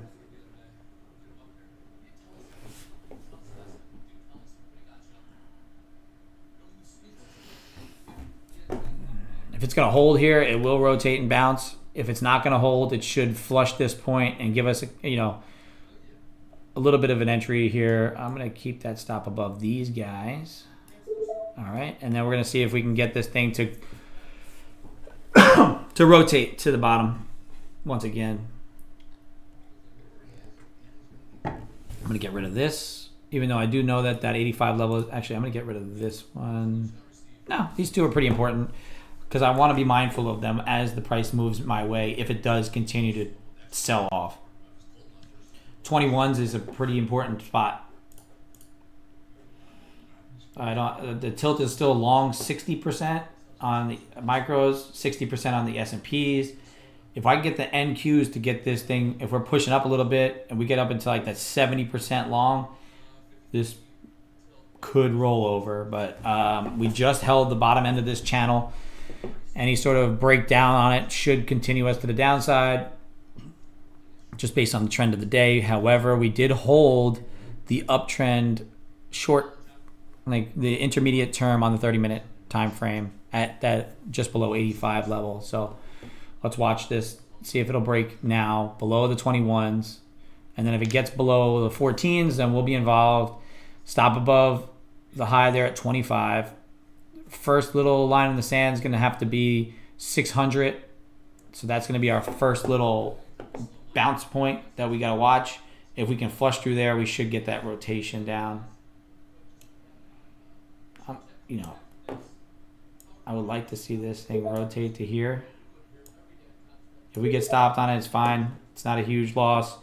We are risking just above where that price kind of kept whipping up to. If we can get through here, we could possibly add below.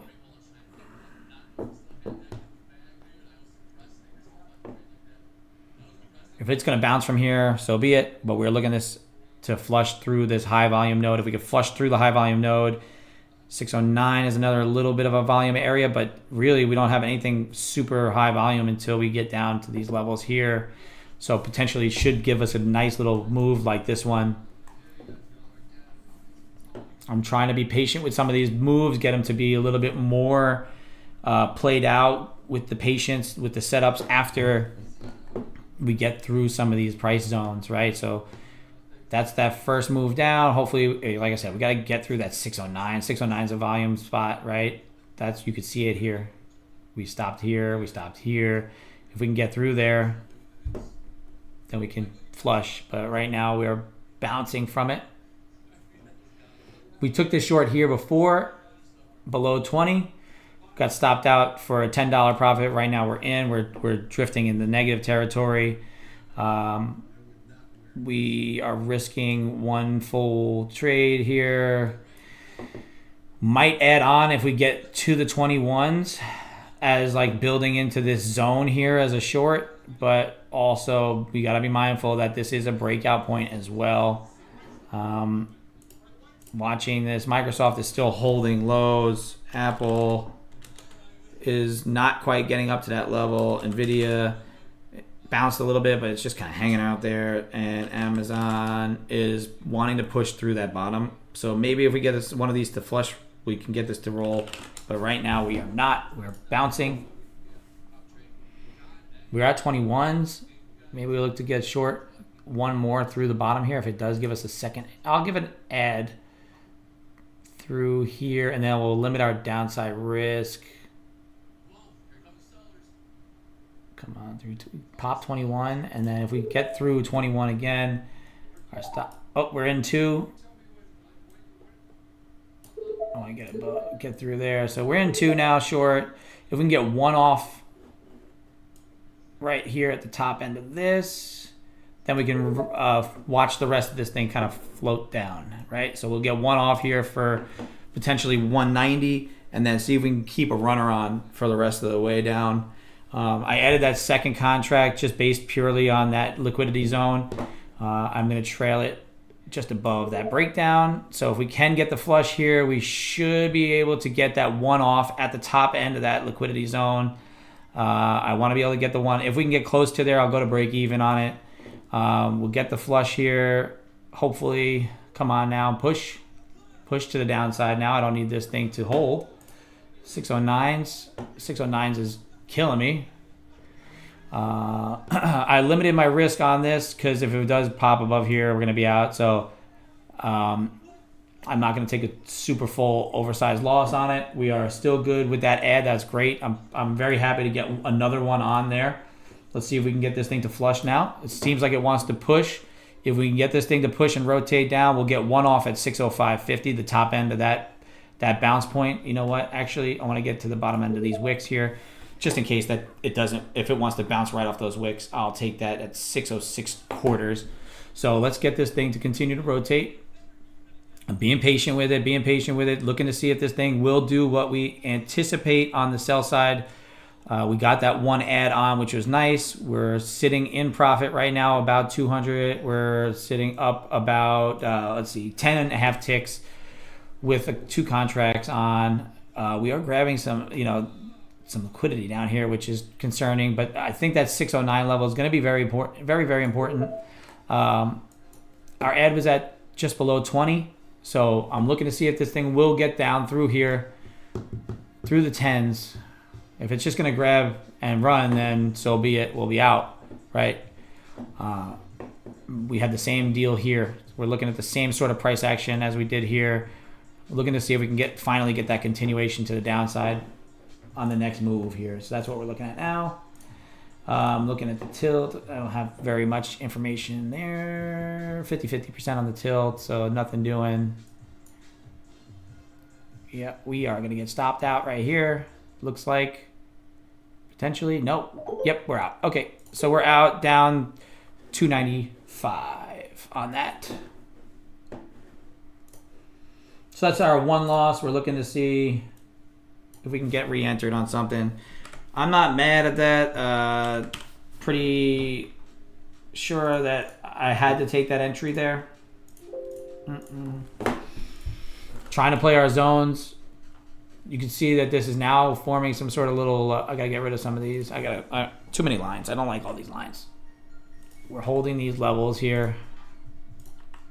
I'm going to start to look back at my zone, see what's going to play out. Looks like it's going to be a continuation now, pushing to the high side.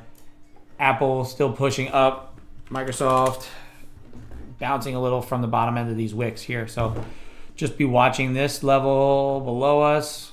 403.73 on Microsoft for another bounce play. Just quite couldn't get off that first contract to de-risk. I will take one more shot at a short, potentially, if we can get up a little higher, up that 41 level there. If we break out above it, then we'll look to go long. We were anticipating a long here and a short over here. So we had 2 pretty good entry call outs for the bigger picture. Right now we're just playing with some of these middle levels that we played with before. This one we were break even on. This one we added a second on down on the way up, and then we ended up getting stopped out. We didn't want to get a full loss here. Outsized loss, I should say, not a full loss, because we did take a full loss. You don't want to take an oversized loss on a move like that, looking for that rotation to push down.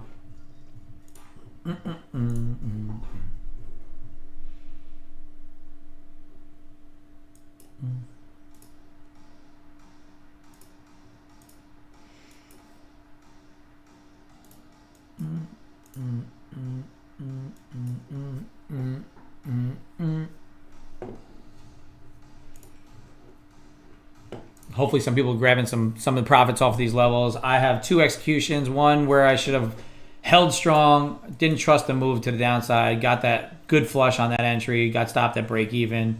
And then we called out an entry here down at the bottom, looking to hold and break above 85s, which we did, and rotate potentially back to VWAP or that overnight low, which is still kind of valid. I took the short over here just based on heavier tilt, a failed real breakout of the downward channel type entry, and it just didn't play out. So, you could see it looking like it was going to be a failed breakdown. So we didn't end up getting involved in that. I mean, we did. We just didn't get our continuation on it. So this could still continue to the upside, potentially looking to break out of this level here, now cracking this high. Delta is pushing in our direction. Let's see what happens above 40. if anything happens above 40.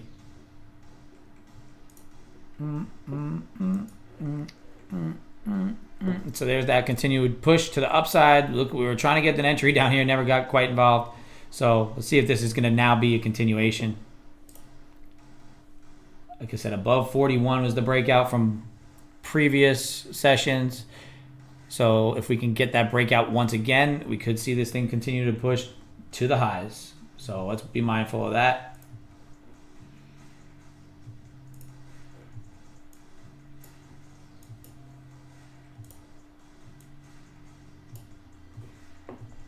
We're approaching that level here now. Let's see if we can get it to break. Stop fill. I'm messing around, like I said, with that take profit trader combine. I added on a break of 41 to see if you get a breakout, just to kind of see what plays out long here. I'm not taking it on this account here. It's not quite ready to go, I don't think. It could break out here now because that, like I said, was the breakout point before, but you're risking down to 35s. Yeah,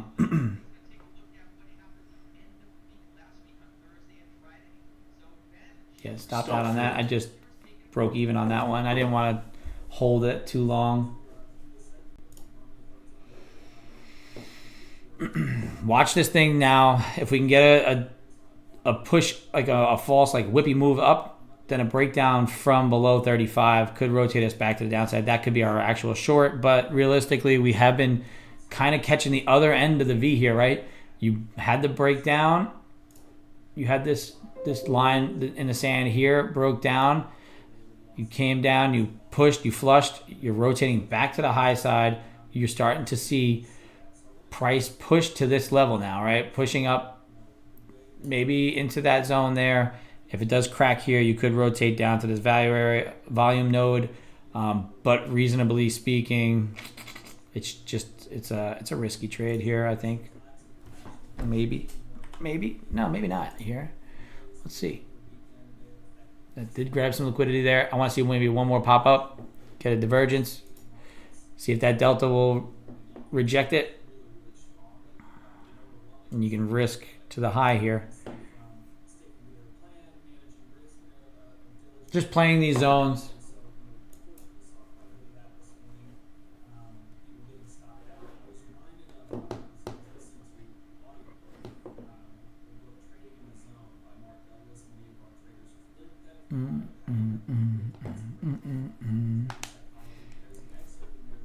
$10.36. Stream goes to 11 on days like today. It's Monday. I'm not trying to take outside losses. I'm just taking setups that I believe are going to be high probability setups.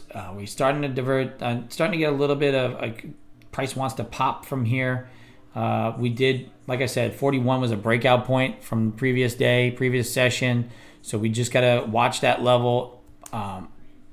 Don't want it to be someplace where we try to get short and then it rips right through it and then comes back and starts to at least get into that VWAP zone. That's somewhere I would look to really take a higher probability short from VWAP, overnight high, all that. If I do get involved in this, it's got to come up here and try and get, maybe one more wick off top and then rotate down. That would be a better setup for me for this to be a short. If it's just going to reject right off the bat, I can't really get myself involved in it quite yet. Just trying to limit my entries on a day. We're working the zones. We're working the direction of the market. VWAP is still trending down. We are still on the day working in a downward trend, but on a 30-minute, intermediate range, right? You can see here on this 30-minute, we held a bit of an uptrend, a bounce play here at that 585. It played out really nicely from the bottom. I started to call it out, just didn't quite get a good entry for my rejection. Maybe looking back at it, this could have been a better one. Realistically, I was looking in this area here. I wanted to see something like false to the downside so I could get to limit my risk here and rotate it to the highs. So that's what one play was looking at. And then, realistically, now we're pushing to highs. I want to see this thing wick it off and then maybe rotate down. Let's see what happens.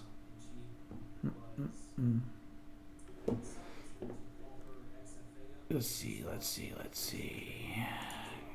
I wanted this to be a little bit whippy.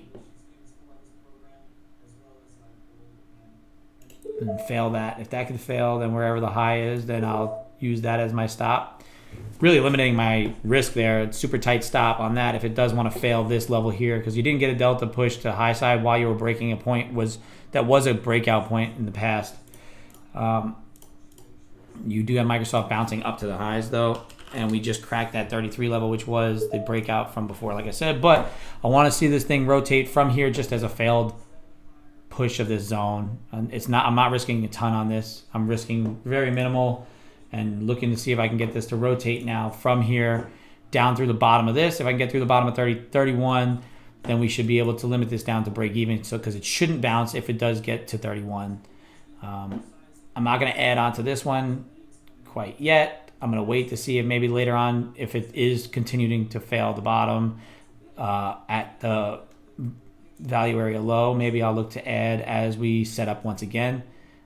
We didn't quite make the new low here. Once we do, I will move my stop to break even. I'm getting close to it. Yeah, I'm going to go break even. Free trade here.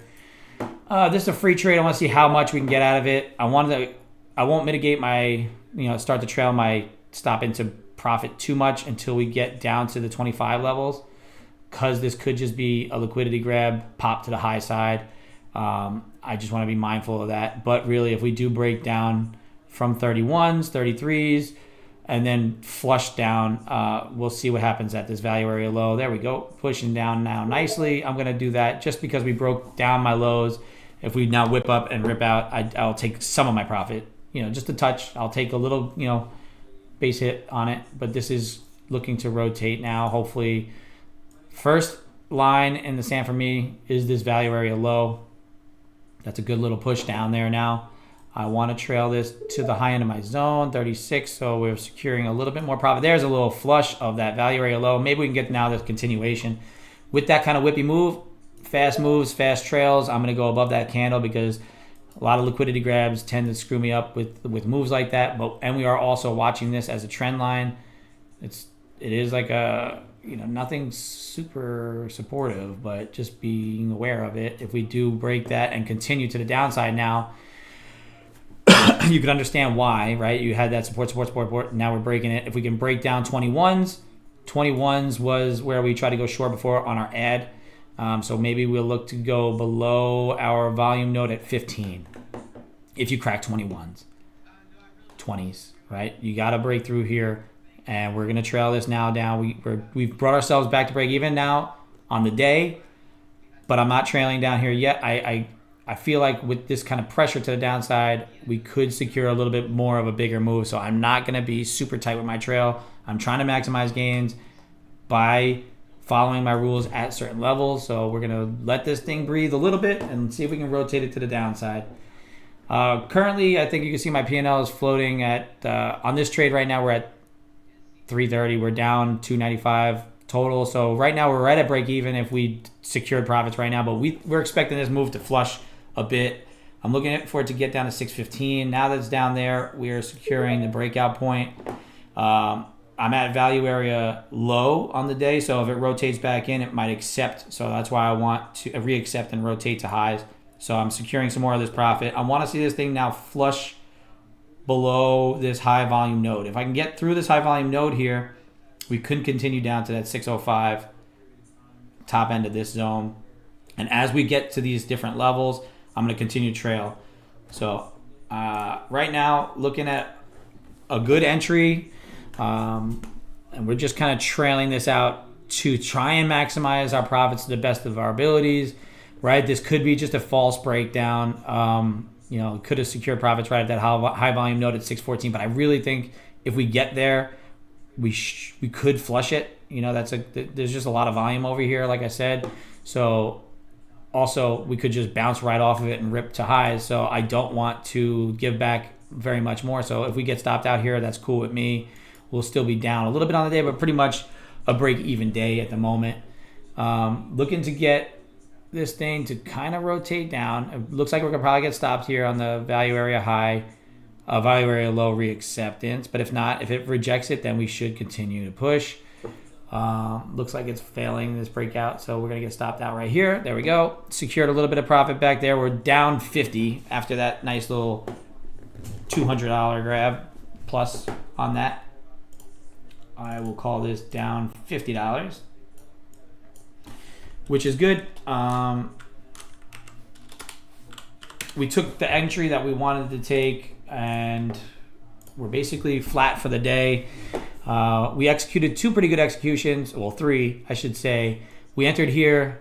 We got wicked on the break even. Just didn't quite get the follow through in the time frame that I expected it to happen. If we did, we would have been able to trail this down without any issues, right? Once we actually finally got that crack on, 1 more minute away, we got that entry there.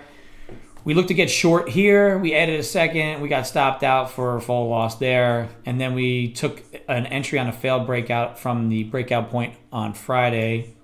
And we just trailed out for 200 and change. So like I said, we're basically sitting break even, down $50. So far, so good on the day. Can't be mad at it. I appreciate you stopping by, Spy Proby. I mentioned it to the people earlier. We are going to do a giveaway on Thursday. If I can get this stream up to 25 viewers on Thursday, free month of TradeCaster. So looking to do that. If you can bring a few people in on Thursday or as the week progresses, if we can get that 25 number earlier, we'll do that giveaway that day.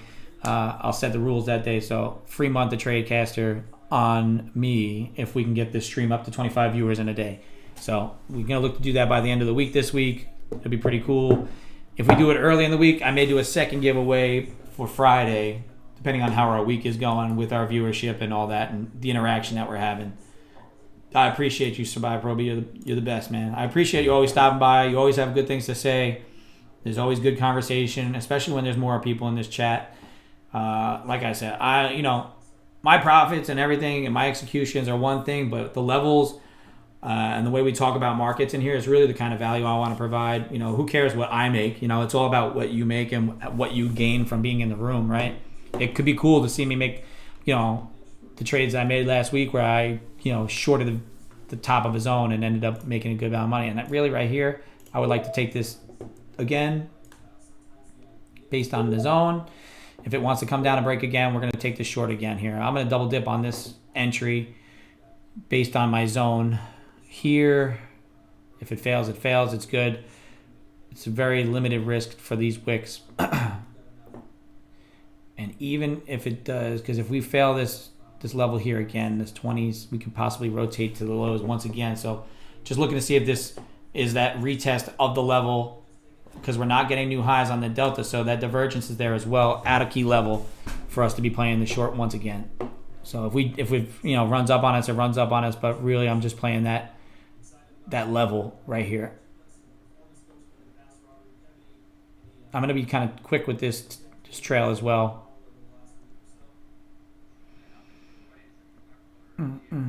Just watching this, seeing if we can get this thing to kind of get that one more flush to the downside. If we can break through value area low, potentially has a lot of room to the downside.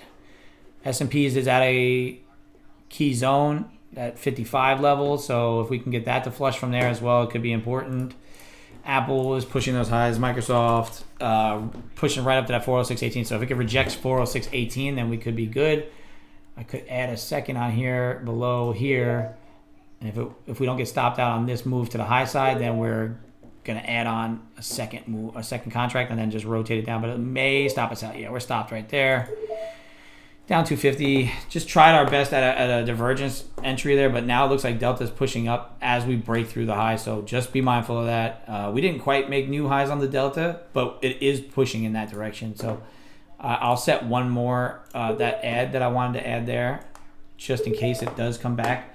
But I'm going to just update my profit and loss here on here. There's got to be a way that I could do it.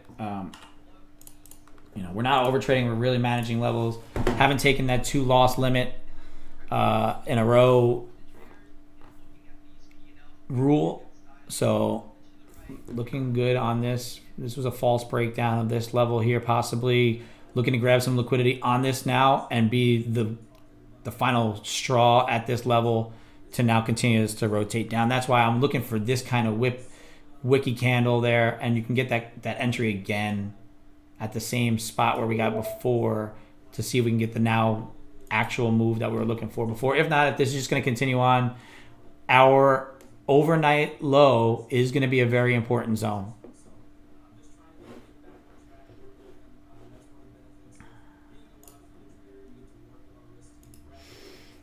If we could fail this 41 breakout from Friday, right, then you want to reaccept the short back in through this zone here and rotate back down. Hell yeah, Ray. I love that long on you. Fuck yeah. I'm really happy for you. I'm glad we were able to talk about this level down here. I don't know if you were listening. Obviously, you mute when you're looking to it. But once we got down here, you could see the price starting to slow down.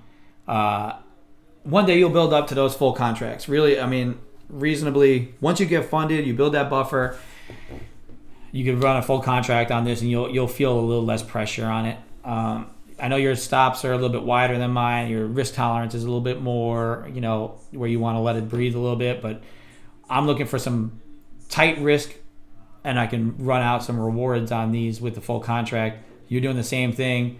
Once your account builds up, you'll be fine. Like I said, we were calling out these levels here on the way up, so you had everything that you wanted on those trades. This wick here, fake breakout from that breakout point on Friday, I'm looking to get involved short.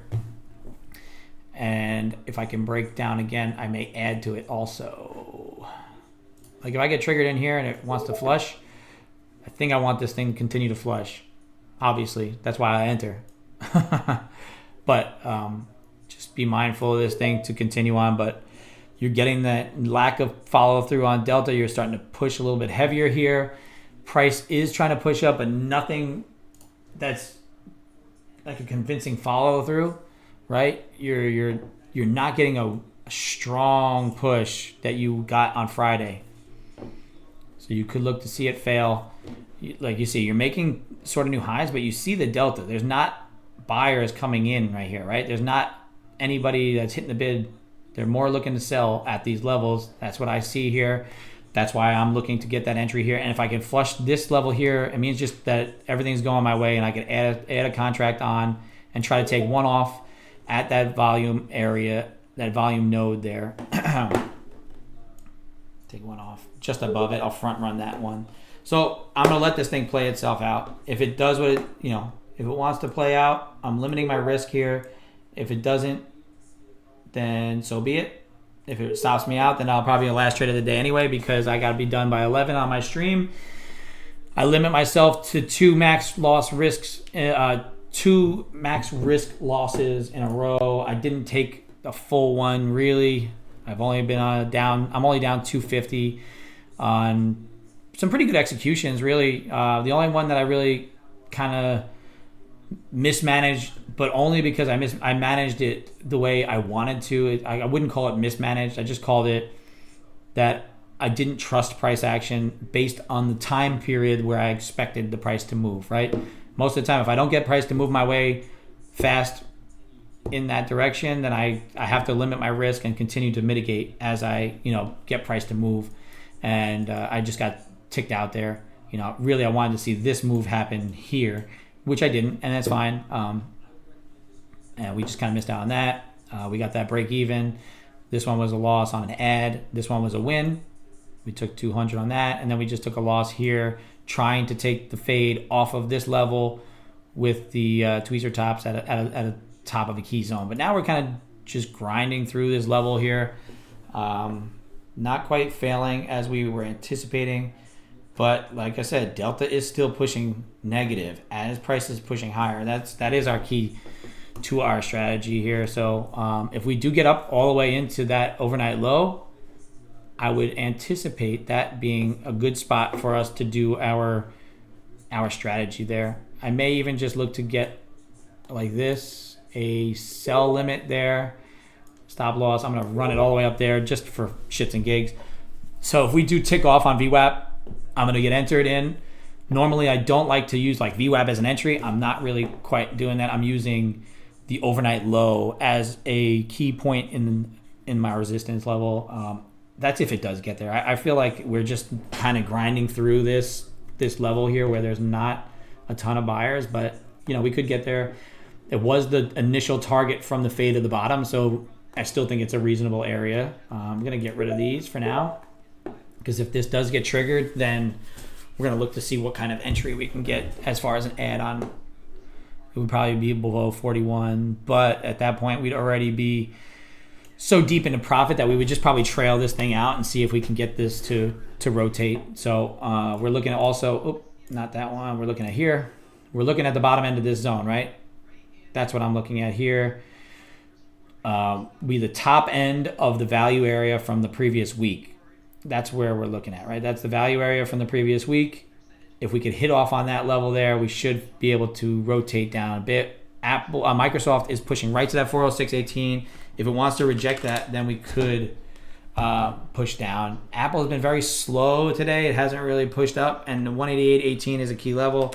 Amazon bounced off 197.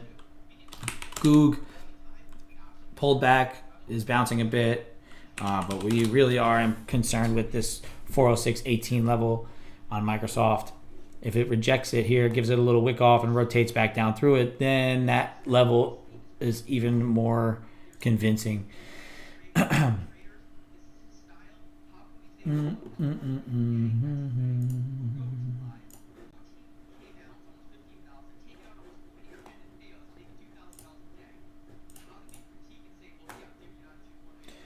What strategies, Johnny? I use divergent strategies at extremes, right? So I'm looking to fade extremes on moves to get some delta divergence at those levels, and then I like to fade them the opposite direction, trying to take out as much of that move as I possibly can. Wasn't able to get to you because I have my other chat up. If you get over to TradeCaster, I really have to get another screen just for chat purposes. But yeah, realistically, I try to fade extremes. I use the futures contract. I use delta divergences at extreme levels to try and fade either overnight highs, overnight lows, previous session highs or lows, and then I use volume profile here to use some volume nodes to target and create levels off of. But realistically, I'm going off these levels here, trying to get a fade from extremes, and I use the Magnificent Seven, the major key heavier weighted average names in the NASDAQ, to give me some confluence, right? So if we can get one more push here, you're not, like I said, we're flat on delta, price is grinding higher. If we can continue to push here and get off on VWAP, I think there's going to be some sellers there at VWAP at our overnight low, so we should be able to continue down from there.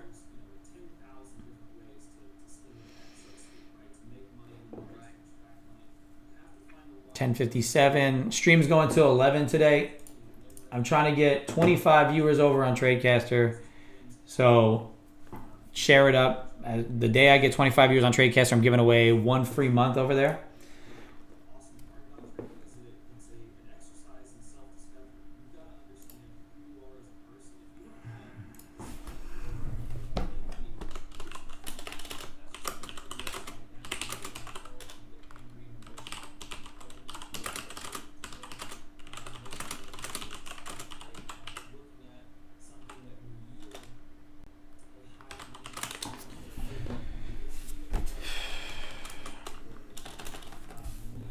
Try to keep it as simple as possible with my strategy, although a lot of what I've been doing lately has been not complicating it, but it's trying to make it so that these setups are more likely to be successful on the setup.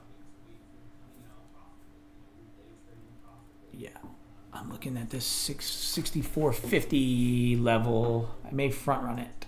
I'm going to front run it. Gonna front run that 664.50 level, see what happens. If I can catch that and then fade that, I'm gonna stay on maybe like 15 minutes longer than normal and see what 11 o'clock brings. One minute.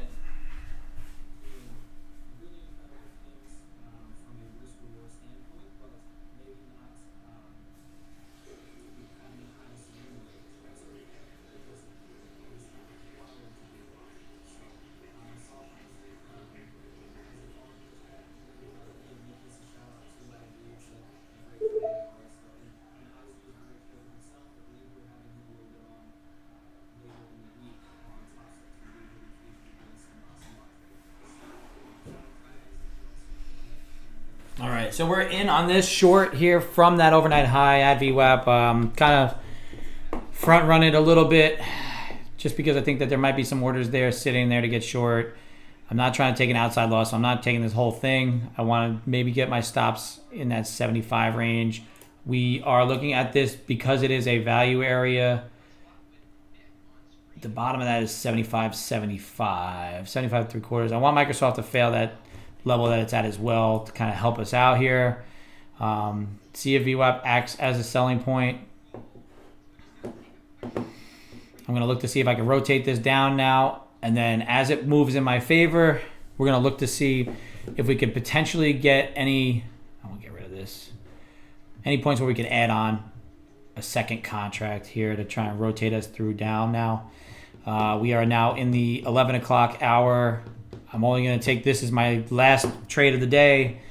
Stream till 11 o'clock every day. If we can get 25 viewers over on TradeCaster, links in the chat, also in the YouTube bio.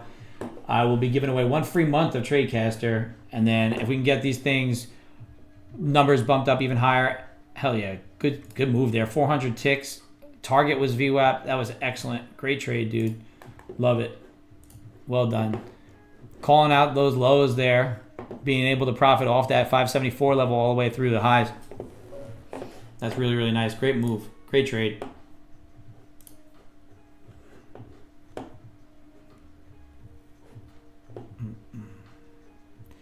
I think the VWAP, if it can hold here and rotate us down, we need to get down through the 50-50. See, the prices slow down quite a bit. With the lack of delta push to the high side, if you get any sort of sellers to start to pour in, then you really could try and see this thing start to melt off. Once again, I think we can get this thing to sell from here just based on our pressure from today. Once Delta once VWAP fails and we can rotate up into the above 75s, then potentially that could be where we're wrong. And that's where we'll look to cut bait and bounce. But we're looking to see maybe if we can get above here, give a little wick off, and then rotate back down again. That would give us a little added confluence.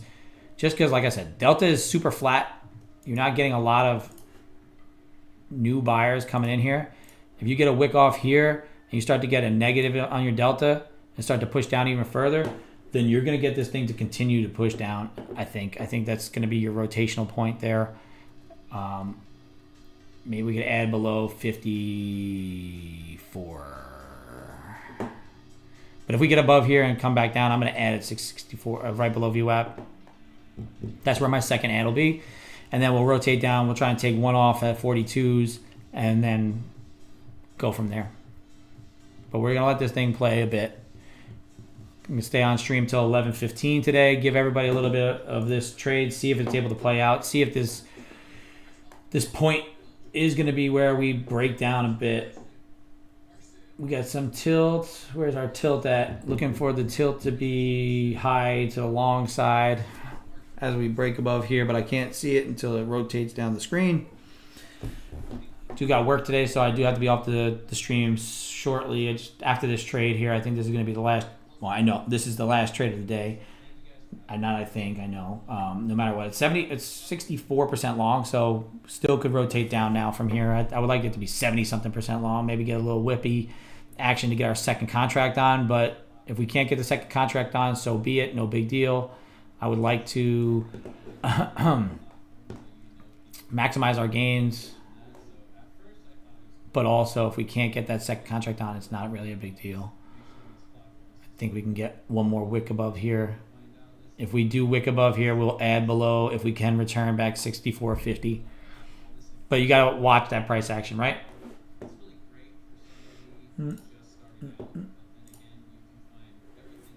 Come on now. I need you to fail this level. If you can fail this level, then we're going to get a nice little push to the downside. S&Ps did just break above 49.56 and is holding. So we'll watch that, see if that'll fail. If not, if that's going to continue on, then we might have to get out of this just because the S&P has been sort of the leader when it comes to zones and the reactions at those points. Just purely using this as that overnight low breakdown where we broke down from earlier. If we can wick this off, and if this is just going to be a wick, Then we'll add below here. Stop is going to be right above that.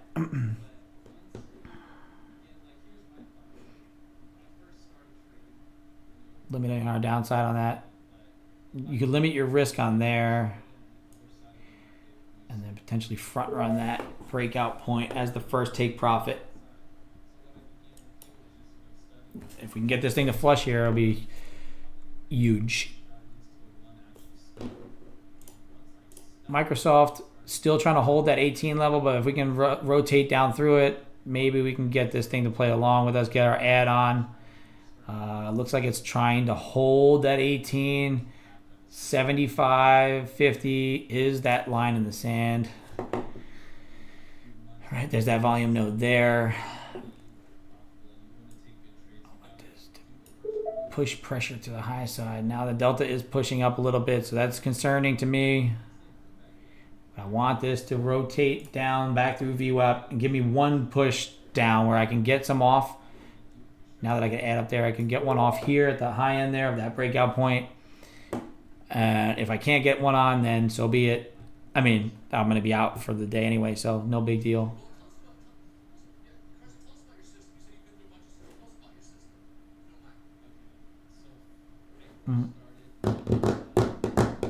We're floating in negative here, but this is kind of what we were looking for at VWAP. I wanted this to push up and then fail. So if we can fail, we get our second contract on and rotate back down. But if not, this could increase buying pressure right from here. People are going to buy a VWAP. They might rotate this right to the highs kind of quick. So I do want to be careful.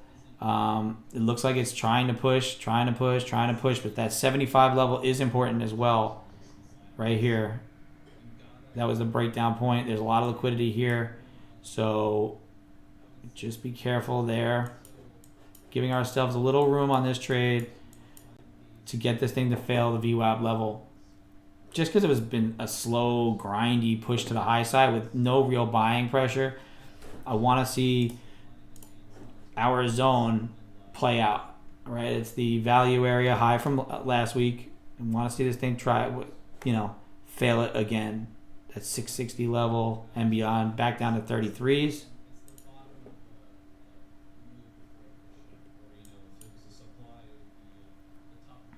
But like I said, I was kind of nervous earlier in the day because of the buyers just coming in so hard on Friday. There's still buyers. There's still people that want to buy in this market. So I was just cautious to sell on that number earlier today. And though you can see the buyers are slowly creeping back in here, we want to see maybe one good pullback here to get this add on and then off, and then see if we can trail a rotation down to the low.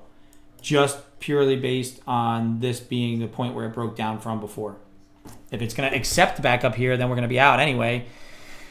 And it's not a big deal. So it is our last trade. Like I said, of the day, normally we're off at 11. 11:15 probably today if this thing continues on and rips us off. If not, I mean, like I said, if we can rotate down, I'll try and hold this as long as possible on the stream. But we're not really like strong breakout above VWAP, right?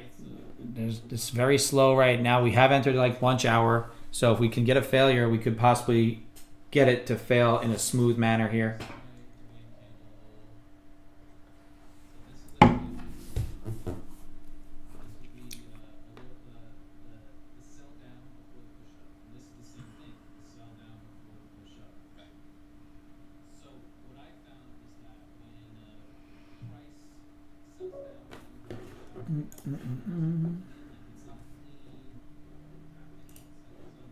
Yeah, lots of bulls involved right now. I do want this thing to falter a bit at this level. 30-minute candle was very strong. 585 level was really, really key. If you look at the 30 minutes, right, this was where I was at when I was talking about longs from it. We didn't really quite get off on our entry, and now we're playing chase at our zones. If we crack above 75, we're going to probably look to cut this. I don't want to have my stop there because I don't want to get wicked, but I do want to get out probably. If it does push up there, I could just get myself out. I'll flatten I want to get this add-on because if I do get the add-on, I do believe we'll be able to rotate further to the downside. There's another little wiki push to the high side. We're pushing the 75s. 76, 75 right there. So I didn't want to get my stop there because I didn't want to get wicked out of it. But if this starts to get stronger, obviously we're going to get taken out anyway. So let's be mindful of that. If we could fail this here, that's going to be a hard failure.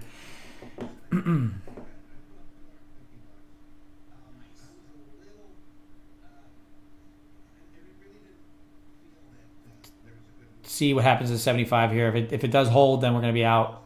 There's a pretty decent delta candle to the upside. S&P is pushing back up. You're getting a little bit of a wick here at 75, so maybe we can get this add-on and get one off, and then be running this thing to the downside. But that's just kind of we're just waiting on this wick here. If this thing breaks above here, we're out. Above here, yeah, that'll be our full loss for that trade there. Not looking to take any more trades after that. Not looking to oversize loss on the day. So we took a couple good trades, didn't really maximize our profits on it today. We're going to look to see if this one will be the one that'll help us out, get us involved, get us back to profitable on the day. It is our last trade no matter what, so we are looking to see what we can do on it, manage it to the best we can. Microsoft looking to try and fail that 406.18. If we could do that, if we could get below here and hold, that should help our trade out. But I might get stopped out beforehand anyway, so it doesn't matter. It may not matter in my scheme because of the tightness of my stops, but for anybody who's looking at these zones, this is still a liquidity area. There's still room for downside pressure from here just based on it. But also, if it catches one of these bids and runs up, then you're going to be out anyway, right? Like I'm probably going to be out at 80s. I didn't want to get wicked out at 75, but these wicks getting filled here and still pushing up. It's a strong push to the upside. We're going to have buyers continue to stay in this market. So we're just going to be watching this. If it fails and we're out, then we're out. We're not going to get our add-on. We're not going to be able to take any more trades. We're going to be done with the stream anyway. So we talked about our levels. We tried to play fading these zones on VWAP. VWAP just got burnt right through. So we're not quite getting to a point where we're going to get out here. We're failed there. So we 650 on the day. Not an oversized loss. Still could come back from it for the rest of the week. It's unfortunate that we, pushed up. Didn't quite get my zones to play out for me. I just want to see what happens. I'm going to stay on for 3 more minutes just to see what happens with this at this level now. If it's going to fail here. 58.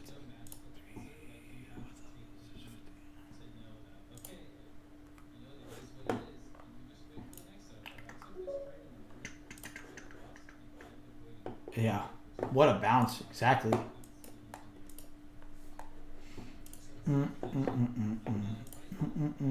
I just want to see what's happening. You can see this big volume node here at 85s. See if price wants to go touch that. 700 was that important level there, so that could also be a good short point for anybody who's still going to hang around for the morning. If you get up there, you could just see this is just another example of a slow grinding rotation to the high side.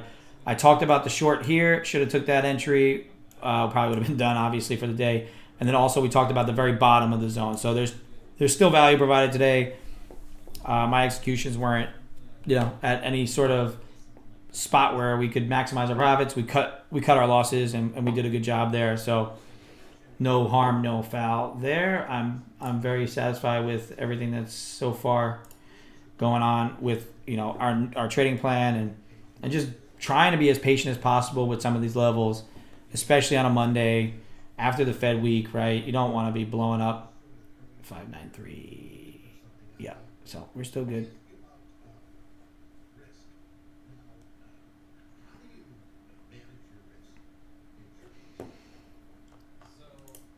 have not max drawn down on anything, so we're all good on that.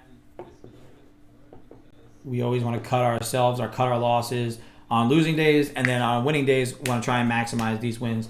Really, once I saw this move here and we didn't get that wick off, if I took that short there, we're in good shape. So unfortunately, we didn't quite get there for the day. So just being mindful of trying to execute some of these better entries. Yeah.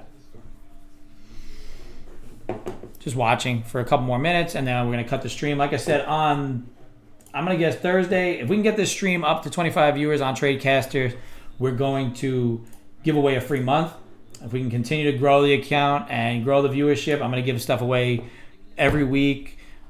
Try and get a new milestone every week, and if we can keep growing this account, we're going to give away some really cool stuff.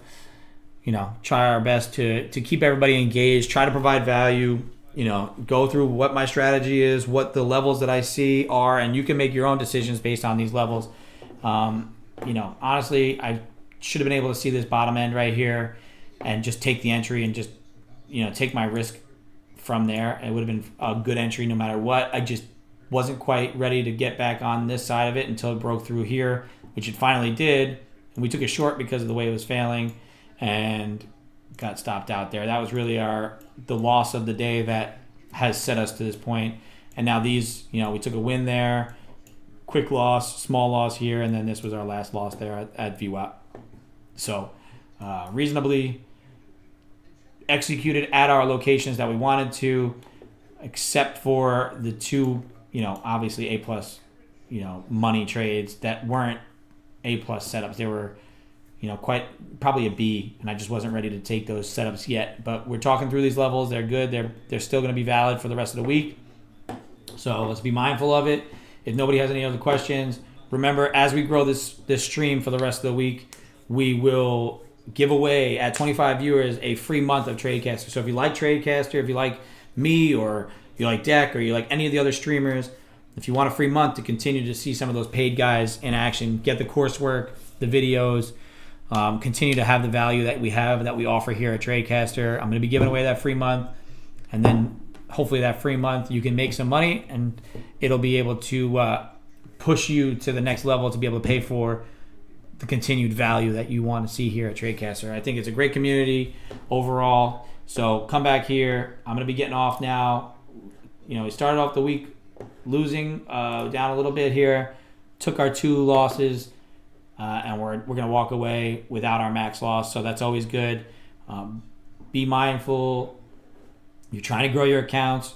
Your losing days, you got to limit them. So the rest of the week, we have plenty of opportunities where we can maximize our gains and, build the accounts up. So until tomorrow, 8:30 Central Time, I'll be here. Remember, try to get as many of your trading buddies, family, friends, whoever, to get on this stream, because every time we hit a milestone of 25, we're going to give away. This time it's going to be the 25 mark. It's going to be the giveaway for a free month of Tradecaster. So get in here, get involved, interact. The more interactions we have, the more value we can provide, and the more we'll be able to give away. All right? So until tomorrow, I'll see you guys.